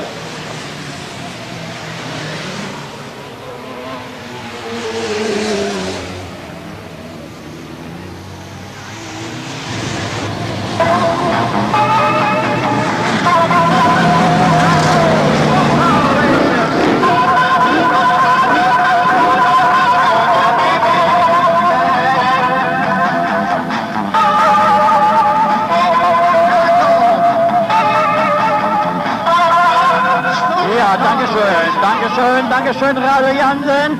Oh, da geht die Post ab, meine Damen und Herren. Das wird ein schnelles Rennen. Da kommen sie schon aus der Fahrerlagerkurve. Der erste geht schon fast in die Leitplanken hinein. An der Spitze die Startnummer 4. Dahinter die Startnummer 25. Startnummer 4, 25, so sehe ich das. Aber wo sind die Schnellen? Wo sind die Schnellen? Oh, da fehlen ja noch ein paar. Da fehlen noch ein paar Schnelle. Chris Bimmel ist dabei. Der Weltmeister noch fast am Ende mal. Oh, da gehen 2 in die Leitplanken hinein. 3 Fahrzeuge in die Leitplanken hinein. An der Spitze die Startnummer 4, 25. Dann die Chris Bimmel, 77 auf Platz 3. Da oben alles klar, jawohl, die Fahrer springen raus. 77 auf Platz 3. Die Kaiser auf Platz 5. Dazwischen kann ich mich überhaupt von hier aus nicht wegnehmen, der blaue Wagen. Das könnte ein englischer Pilot sein. An der Spitze die 4, 25, 77, jetzt 4, 77, 77 jetzt auf Platz 2. Jawohl, dann kommt die Startnummer. Okay, we're back up looking at the Formula 1 stock cars in this last event. It just got at Chris Bimmel in car number 77, and I reckon that 1 or 2 Englishmen will only run when he gets back into the UK. It looks as if it's Bimmel who's gone into the lead in car number 77 down there. One of the casualties involved was Gareth Bott, as Chris put that bumper in at the end of the back straight. So it's Bimmel in car number 77 from Andy Smith on car number 391, 77 and 391, and then Bekijk in car number 10. Remember that Gareth Bott has been stuck down there for some time, so he's well behind, but the leader is 77. 77, that's the man from 391, and Bekijk. Ja, dan kunnen we zien dat inderdaad Chris Bimmel in de finale aan de leiding gaat onder start nummer 77. Is het Andy Smith, voormalig wereldkampioen, Andy Smith op de tweede plaats. Derde plaats op die Keizer onder start nummer 10. Ja, start nummer 41 leuk voor hem, maar die hoort er niet bij. Want het is dan zo dat Cas Bott even stilgestaan heeft een ronde. Die is dus op een ronde gereden. En dan gaan we even kijken, 217.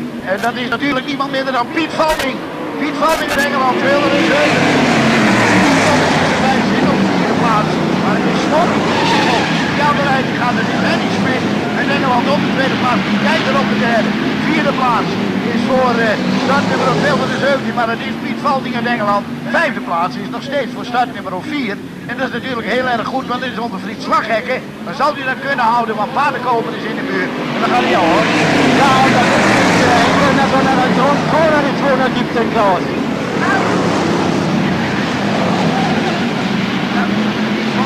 Okay, ja, der fährt mit einem ja klar, alles klar. Also an der Spitze, die Startnummer 277 Chris Bimmel, dann der Engländer, 391 dahinter, dann die Start Piet Kaiser. Ja, da haben die 71 nicht dazu, sondern die 217 auf Platz 4. Auf Platz 5 die Startnummer 4. Ja, muss man aufpassen, meine Damen und Herren, bei so einem Rennen, da geht schon mal drunter und drüber. Die Reihenfolge müssen wir im Auge behalten. Also 77, 391, 10, 217 und dann die Startnummer 4. So kommen Sie hier vorbei. Die Startnummer 41. So still Smoky Bimmel in car number 77, Andy Smith in car with 391, Bekijk in car number 10, Bucky the 217 car, we understand it's Peter Folding driving that 217 car, that just seeming has been confirmed to us, so we hope that that's right, but it's Smoky Bimmel, that's the man who's leading the pack, and he's already been dishing out the bumper work to get that run there, and I'm quite sure that these drivers will have a memory or two perhaps when we see Chris over in the UK again. However, he's still in the lead, car number 77, Smith car number 391, Bates car number 10. Gareth Bott remembers well down, and then we have the number 217 car, which we understand is being driven by Peter Folding. So here they come again, the leaders, number 77, 391, number 10, turns 1 and 2, will there be any changes? Oké, dankjewel Def, voor even de laatste keer hier vandaag. Maar in ieder geval, het is nog steeds Chris Bimmel staat voor de zevende leiding. Het is Henk Smit op de tweede plaats, maar Bekijk gaat steeds in de aanval om te proberen in ieder geval die tweede plaats over te nemen. Chris Bimmel iets te verder buiten, geen foutje maken Chris. Maar dan ben je geheid je eerste plaats bij Bekijk er dan. Daarachter is er dus Jan in de vierde plaats. En je kunt zien dat hij goed mee kan komen, maar helaas van hem op de ronde achterstand. Zien we daar 217. En dan is Pieter Folding uit Engeland, vele malen wereldkampioen, korte maanden aan de baan. Zit in de wagen van Rob Grote. En dan hebben we op de vijfde plaats, zij het dan met toch wel een beetje achterstand, 25 Paardenkoper. En die moet proberen om startnummer 92 van zijn uit te halen als instructeur. En dat is Dave Kruder uit Engeland. Probeert die vijfde plaats nog te krijgen. We gaan naar jou, hoor.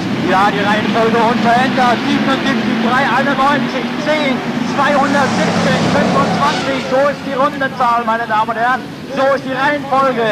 Also Holland, England, Holland, so kommen sie. 77, 391, 10, 217. Auf Platz 5 die Startnummer 25, der grüne Wagen, der liegt auf Platz 5. An der Spitze unverändert. Oh, welchen Abstand, wie schnell sind diese Fahrzeuge. 77, 391, 10, 217, 25. Nicht dazu gehört die Startnummer 41. Der ist eine Runde zurück.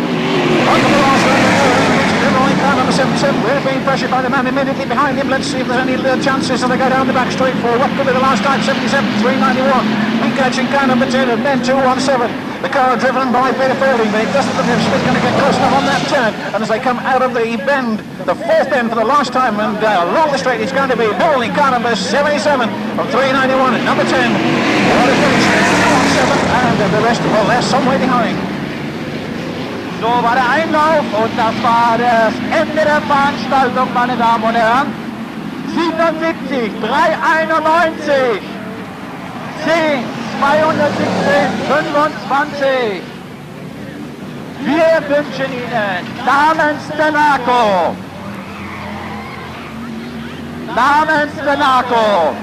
wünschen wir Ihnen einen guten Heimweg, meine Damen und Herren. Und ich schalte runter zu Radio Jansen. Bitte legen Sie die Schallplatte auf für unsere Zuschauer. Auf Wiedersehen!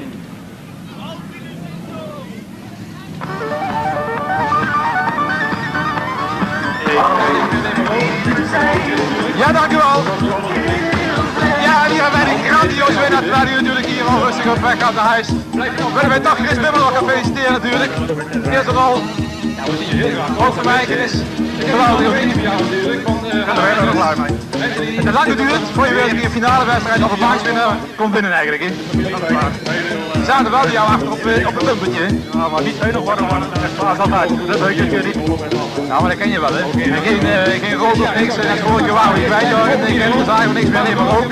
En dat was Chris natuurlijk. Het was nu alles of niks. Nou, het ging de hele middag al goed, hè. Ik ben er heel blij mee. Blijf je nou voorlopig bij elke wedstrijd komen of? Dan blijf je elke wedstrijd rijden, ja. Ja, we zien je heel graag komen, dat weet je, hè. Ik heb hier nog een premie voor jou natuurlijk, van de HRS6, Angeline, Difficult, Weert. Niet voor jou, die is al een paar keer genoemd natuurlijk. Het is 5 gulden, alle kleine beetjes helpen, want ze zijn heel belangrijke sponsors. Wie zijn dat? Dat is Wim Peters, de familie Peters. Hij wil bedrijfsauto's in- en export. Bij Klaas thuis waar we alles mogen doen en de jongens die geholpen hebben altijd. Oké, dankjewel. Chris, ja, ik zou zeggen, de startwagen is weg. Loop een keer rond. Je mag met Olga mee. Je hebt het eigenlijk wel verdiend. Dames en heren, geef het toch nog even een daverend applaus hier natuurlijk. Die winnaar van deze grandioze finale van de stockcar Formule 1. Een prachtige afsluiting van deze mooie en heel spannende, spectaculaire racedag. En ook namens mij allemaal, tot ziens. Bedankt dat u gekomen bent en we zien u.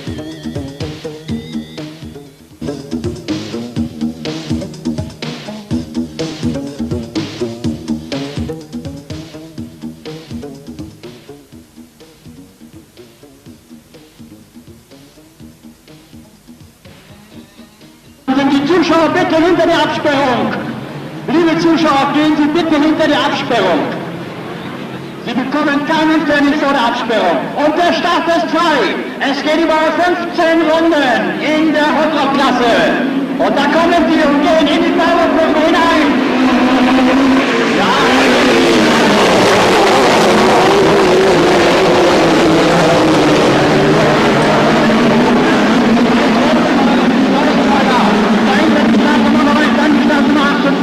Das müsste Harry Becker sein. Ja, da kommt ein weiß-roter Wagen nach vorne. Da geht die Post ab, meine Damen und Herren. Das Rennen ist eröffnet und ist die Startnummer 6 an der Spitze.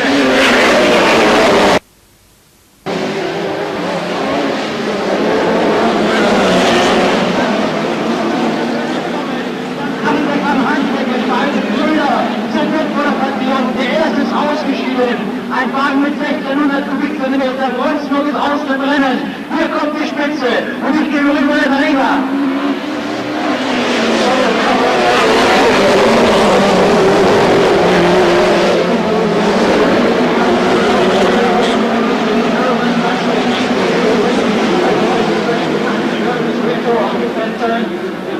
And single file down there, one guy on the outside, trying to make a little bit of progress, but not having much luck so far. Coming into the home straight away, up again into 1 and 2. And no change of lead with Carmen off really through inside the vision. It's a tight inside line. Still jostling positions as far as second, third, fifth, Wednesday concerned, very close. And again, very quickly down that backstroke, the leader still waiting away. Another casualty is Carmen 41, who rolls to the safety of the centre room there. There comes the leader, up the home straight away beneath the flag zone. And away he goes, into car 3 and 4. Oké, dankjewel Bert. We zien dat de show van de Bos.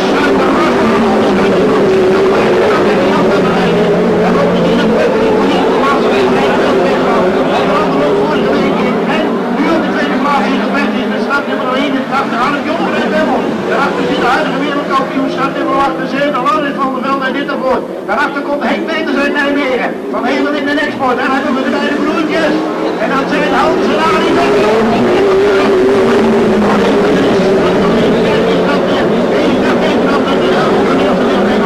En dan krijgt de leuke vijfde tussen de tweede en de derde plaats. Ja, start nummer 81. Harry Jonker en Bemmel probeert naar buiten om voorbij te komen, maar dat lukt hem niet helemaal. Het is nog tegen Patrick van Impen daar aan die binnenkant. Maar daar komt 78 Laurens van der Velde komen.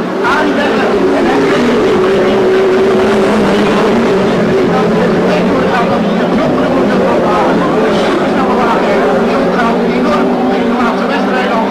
En nu helemaal fantastisch. Dan komt hij weer aan de leiding. We hebben nog te gaan.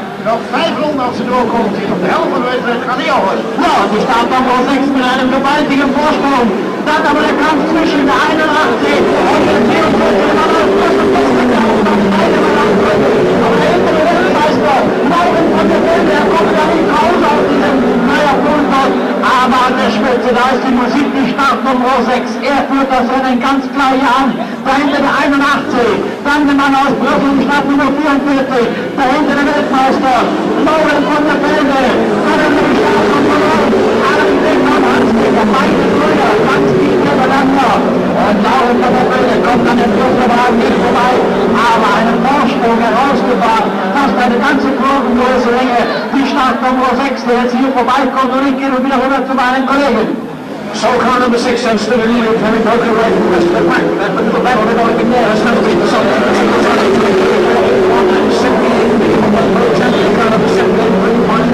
You get to stretch out a little bit on that far side there. Look at this new number 6. That's how they were fighting their way out down that far side. Really coming out turn 4 into the home straight away. Really moving up here very rapidly in the car number 6. That's the man still there. Already the faster cars begin to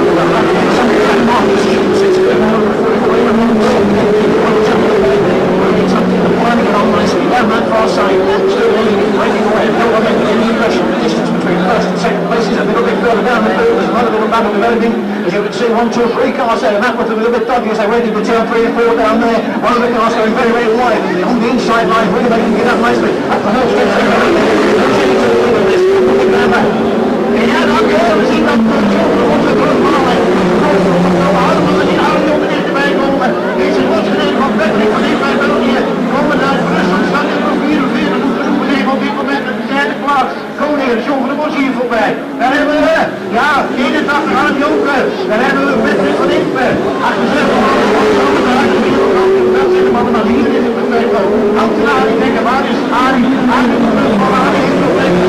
En als ze doorkomen hebben we nog 200 te gaan. Zover is het nog niet. Maar in ieder geval, we hebben dus strijd in de middengroep. Maar hier John van der Bos uit Rosmalen. Hier komt hij door. We hebben nog 200 te gaan. Nee, we gaan niet al. Okay, und jetzt sind 2 Runden laufen, meine Damen und Herren. Und klarer Sieger, wenn man die Sterne, dann kommt der Blick an der Spitze, die Startnummer 6 auf Platz 2, die 81. Dahinter dann Nummer 8, die Startnummer 44, dann 78 noch von der Bilde, der Heimatländer hat die Welt abgehalten möchte, endlich auf Platz 3 zu kommen. Aber hier ist der Spitzenreiter, er geht in die letzte Runde, dann die 81, die 44, 78 und einmal Scheiße rüber.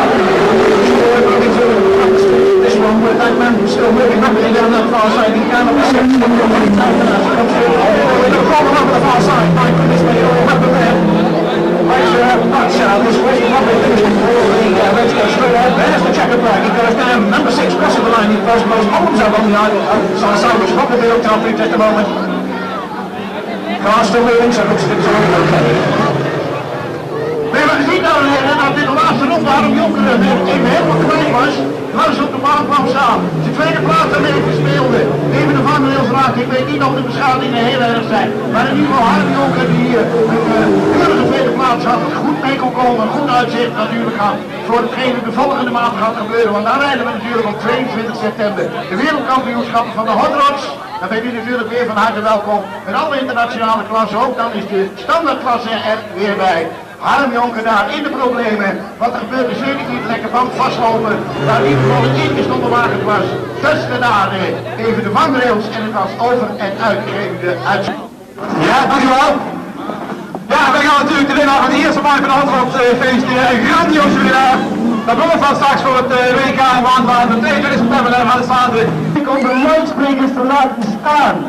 Wij krijgen er een vreselijke probleem mee als jullie die van draaien. Dus alsjeblieft, laat deze luidsprekers. Ja, dankjewel. Dankjewel.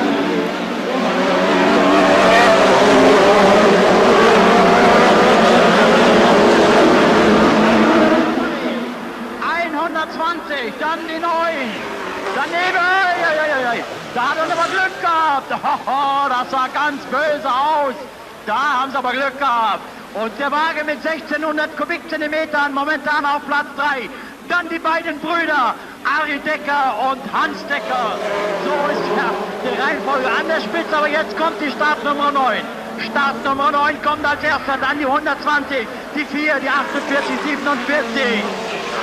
Well, they certainly made a good start there. You could see very closely packed as they roared up that home straight, really jockeying the positions. And it's number 9 by the look of it over on that far side, who's taken the lead down the back straight and opened up a little bit of a gap quite early on. Still plenty of cars battling further down the field, though, with changes being made on the outside by the look of it as they take that outside line. There's the leader going through there. No problems for him. Number 4 on the inside, just look at them punching up there into that corner. No real problems, though. One or two of them drifting out a little bit wide. 44 looking for a chance to nip through on the inside, but it doesn't come.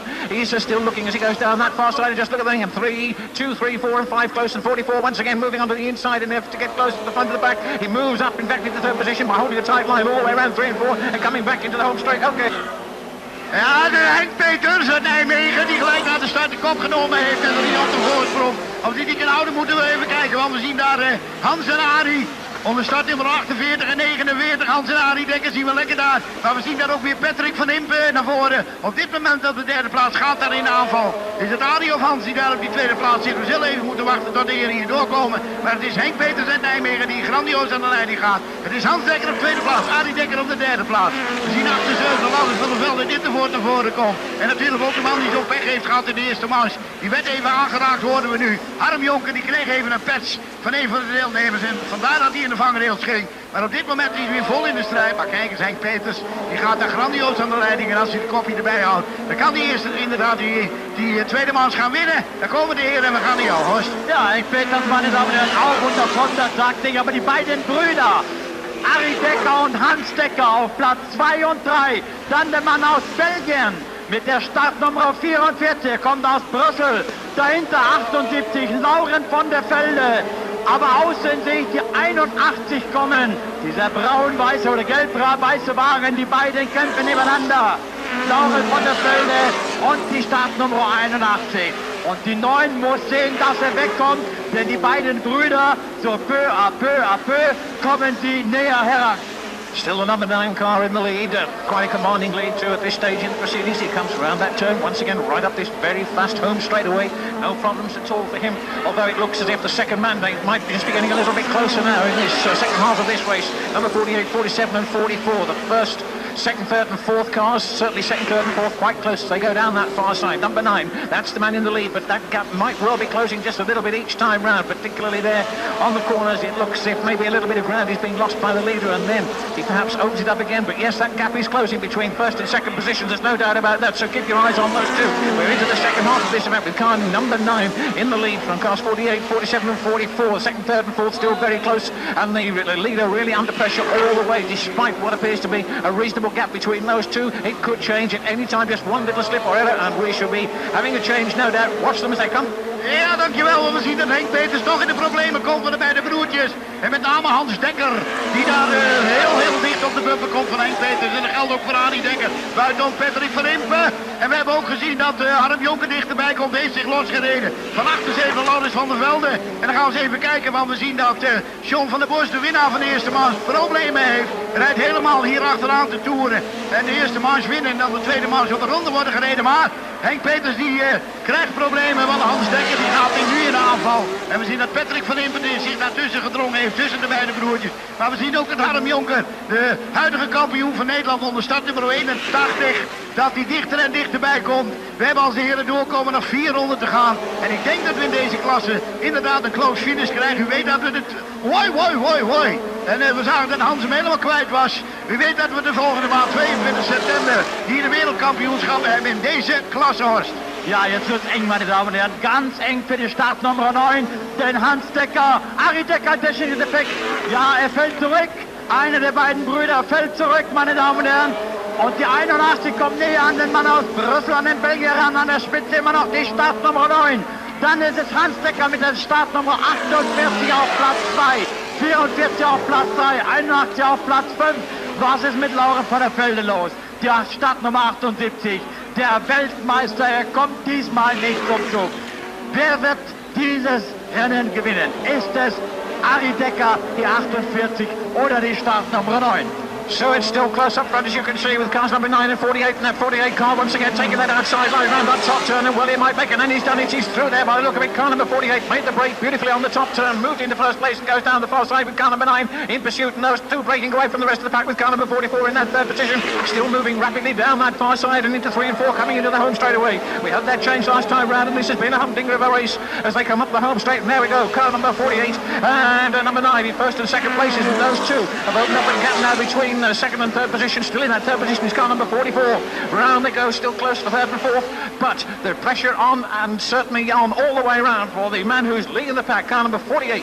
Ja, dankjewel Bert, want we zien dat Hans Dekker gaat winnen.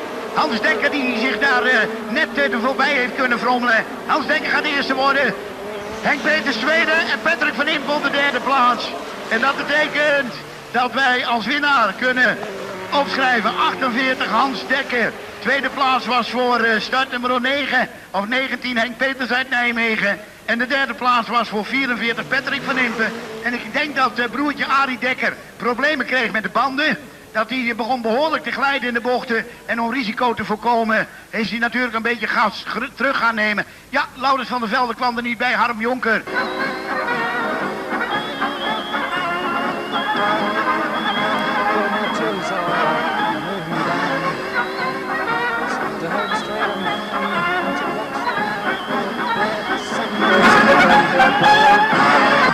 Start schon wieder gelungen, da hat man das ein Mikrofon noch in der Hand, da kommt das nächste angeflogen. Ja, Da gehen sie ab, meine Damen und Herren. Und da sind wir gespannt jetzt. Da sind wir jetzt ganz heiß gespannt, wer dieses Rennen hier gewinnt. Der Belgier sehe ich, ist ganz mittendrin, die 44. Da sehe ich die 81. Arie Dekker ist vorne. Wo haben wir Lauren von der Velde? Er ist auch noch mittendrin. Oh, da wird ein ganz dichtes Gedrängel dahinter in dem mittleren Feld. An der Spitze sehe ich die Startnummer 11. 11 vor der 9. 11, 9, 47, 4, 81, 44, 48. Dann Lauren von der Velde. Ja, da diesmal im Finale geht es anders zur Sache. Sie sehen, das Feld ist dichter zusammen. Da wird auch mal ein Döppchen hinten reingegeben. Von der Startnummer 9 an die Startnummer 11. Und das nützt außenrum der blaue Wagen, nämlich Arie Dekker. Arie Dekker nützt es aus. Und er ist vorne, meine Damen und Herren. Ja, Arie Dekker ist vorne. Dann sehe ich, außen kommt die Startnummer 81. Dann die Startnummer 11. So ist die Reihenfolge. Ich gebe rüber. And those hot rods are certainly moving around this big oval. It's well suited for them, and the place is a little bit lower down, certainly still sorting themselves out. There's a little bit of leaning on as they come out of that turn, but it's Arie Dekker there in car number 47. He's the man that's leading the pack and leading them well, although certainly not giving anything away. That man immediately behind him in a bit of a gap until he comes to car number 44 in that third position. Then that number 9 moving rapidly down there as well. All bunched 1, 2 abreast, 3 abreast as they go down that far side into turns 3 and 4 on the pit bend, and then back into the home straight. Very, very quickly up this home stretch, and there he is, Arie Dekker in car number 47. That's the man who leads the field, leads the grid into 1 and 2 again. Nicely round that turn, doesn't give anything away. 44 in that third place, but dropping down a little bit. And the rest of them still moving and still jostling the positions mid-grid down that far side. There's 1 or 2 changes there, or attempts to change. They go round on the outside, but the leader coming back up the home straight again. There he is. Oké, Bef, thank you. En we zien dat Arie Dekker, het nieuwe kerk aan de IJssel daar aan de leiding gaat. Arie die problemen kreeg in de manches. Zoveel ronden als hij moest rijden. Ik denk bandenproblemen. Hopelijk heeft hij die opgelost. Het is de 81. Het is Harm Jonker uit Bemmel, de huidige kampioen van Nederland.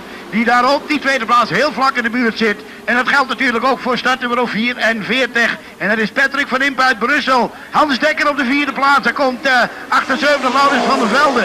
John van der Bos uit de Rosmalen. Die in de tweede maand problemen had, terwijl hij de eerste maand gewonnen heeft.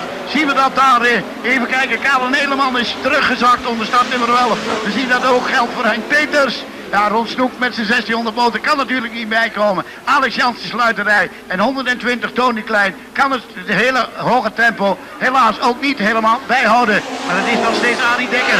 Die is in strijd met Harm Jonker uit Bemmel. Harm Jonker uit Bemmel daar op die tweede plaats. En wat gaat Patrick van Impen doen? Daarachter is het Hans Dekker, Laurens van der Velde 78 en John van der Bos gaat in de aanval en wij gaan naar Horst. Ja, und ob Arie Dekker das halten kann, das ist natürlich die Frage, meine Damen und Herren. Er ist schnell, das wissen wir, die Brüder sind beide schnell, aber da ist die 81, da ist der Mann aus Belgien.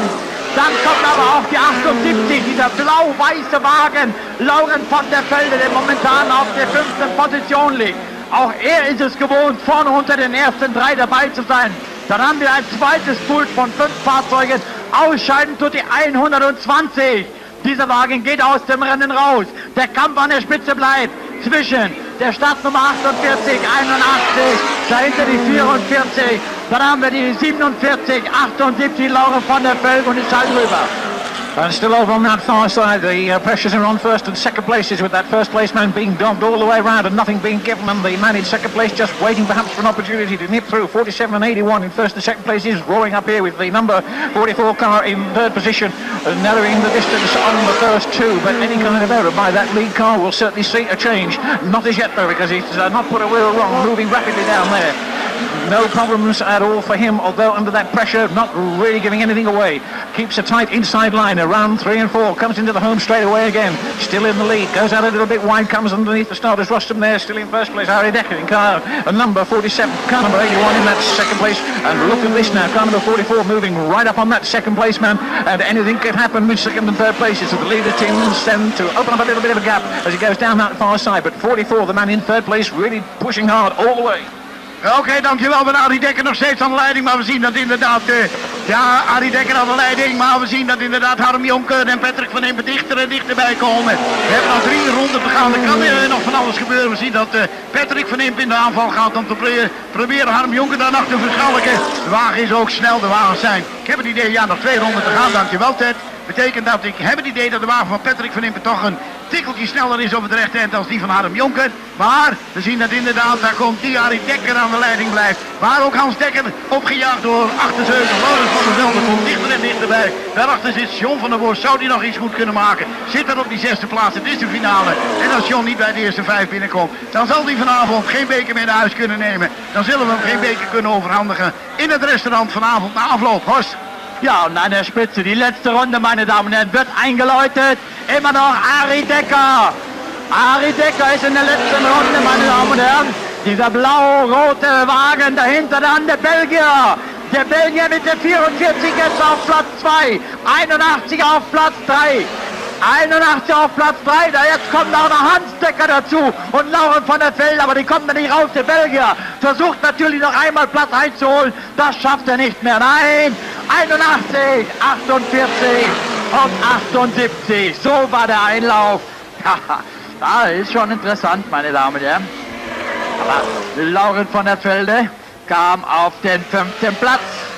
Der Einlauf für die Zuschauer, die vielleicht mitgeschrieben haben.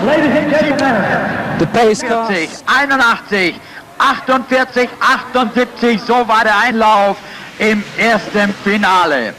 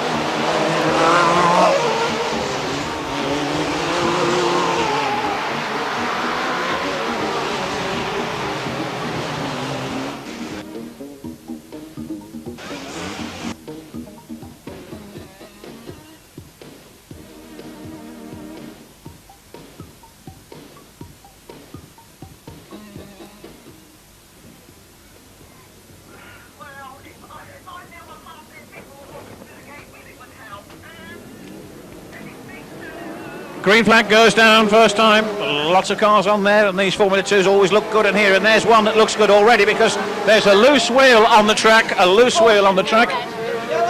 Yellow and red, Mr. Starter. Red, please.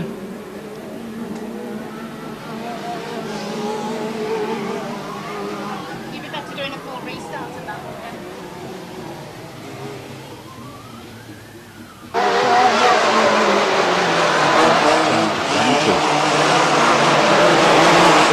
Breaks away and goes in, followed by 67. Simon McNabb down that back straight with 202 on the outside there, already being nudged aside by the man who busses his way, Ian Hooker, in car number 382. Straight into third position, but he loses it there, and back comes Rob Dukes in car number 202. Down that far side, Jason Griffiths in car number 257 hammers it down there very quickly as well, and car number 553 is the man that's beginning to make progress, which really isn't surprising because that man has quite a lot of experience. Car number 553, they're moving down there quite rapidly indeed. Stephen Broomfield in car number 553. Who has in fact been higher up the grades than he is at present, so expect to see him do quite well in this one. Still the number 170 car down that back straight with car number 67 in second position out of turn 4. A nice line from Mark Helliway in car number 170, trying to move up into second position now. Jason Griffiths in car number 257, which he does by diving underneath the 67 car of Simon McNabb. McNabb drops down into third position, and moving straight up into fourth place goes car number 500, Steve Williamson from Crowland, a man that we do not see enough of in actual fact. He too a very experienced and useful performer out there on track. Broomfield, car number 553, he's up into the frame as well, as is Gary Walker from Rotherham in car number 821. Paul Baxton in 410, he comes from Welling Garden City, and almost a local lad. He comes in fact from Dudley, is Nick Payton in car number 192, and I think as far as that's concerned, there's probably also a Super Rod connection in the family, or has been, if memory serves me right. Anyway, down that far side they go. Jason Griffiths goes by, and it's halfway, and next time, ladies and gentlemen, 170, the north side from 257 and 500, and just look at the way that Steve Williams, almost as if it had suddenly got an extra lease of life, shot past the 257 car of Jason Griffiths to take the second position, and he's now going herring after Mark Helliwell in car number 170. There's time enough for him to do something about it as well, as car number 500 really clogs it on around this very fast and tricky little circuit here at Birmingham Wheels. 500, Steve Williamson, the man in second place, chasing after the 170 car of Mark Helliwell all the way down that far side. Still in the third position, 257, that's Jason Griffin. Out of that turn there with a couple of cars caught up, not creating too many problems, mind. And it's 5 this time round. And just look now, this 500 car of Steve Williamson is about to make his bid for that number 1 slot as the 5-lap board goes out. It is still Helliwell in the lead in 170, but Williamson in car number 500 looking for a chance to go by him as they go around turns 1 and 2. Helliwell goes out a little bit wide on that occasion. Williamson not quite quick enough to get through, but he is at the end of the back straight, and he goes into the lead. Williamson into the lead in car number 500, no problems for him. The Crowland-based driver now really breaking away from the man who was gave him some aggravation for something. Oh, and that was a bit tricky there, because the second place man was following the same line as the leader, and just in between them a car went sliding all over the place. Looks as if it was Stuart Biddle in car number 109, and that could have been utter disaster. In fact, what it did do was give Williamson a very clear lead in the closing stages of this event. Paxton is about to move up in 410 into second position, and down into third place goes the man who's driven so well up to now, right up on Mark Helliwell in car number 170. He too had a good session at Stoke last week when in fact he won a race, so obviously he's certainly got the bit between his teeth and he's driving extremely well.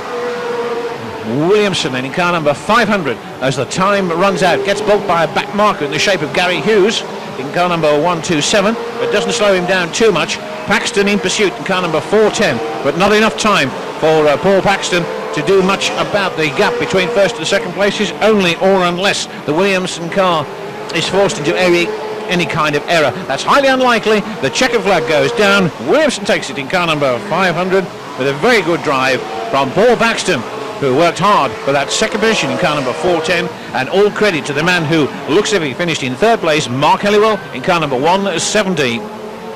1 or 2 more cars to come through before the reds go out, and we now have them all, so we can put the reds out if you would, Mr. Starter. Many thanks.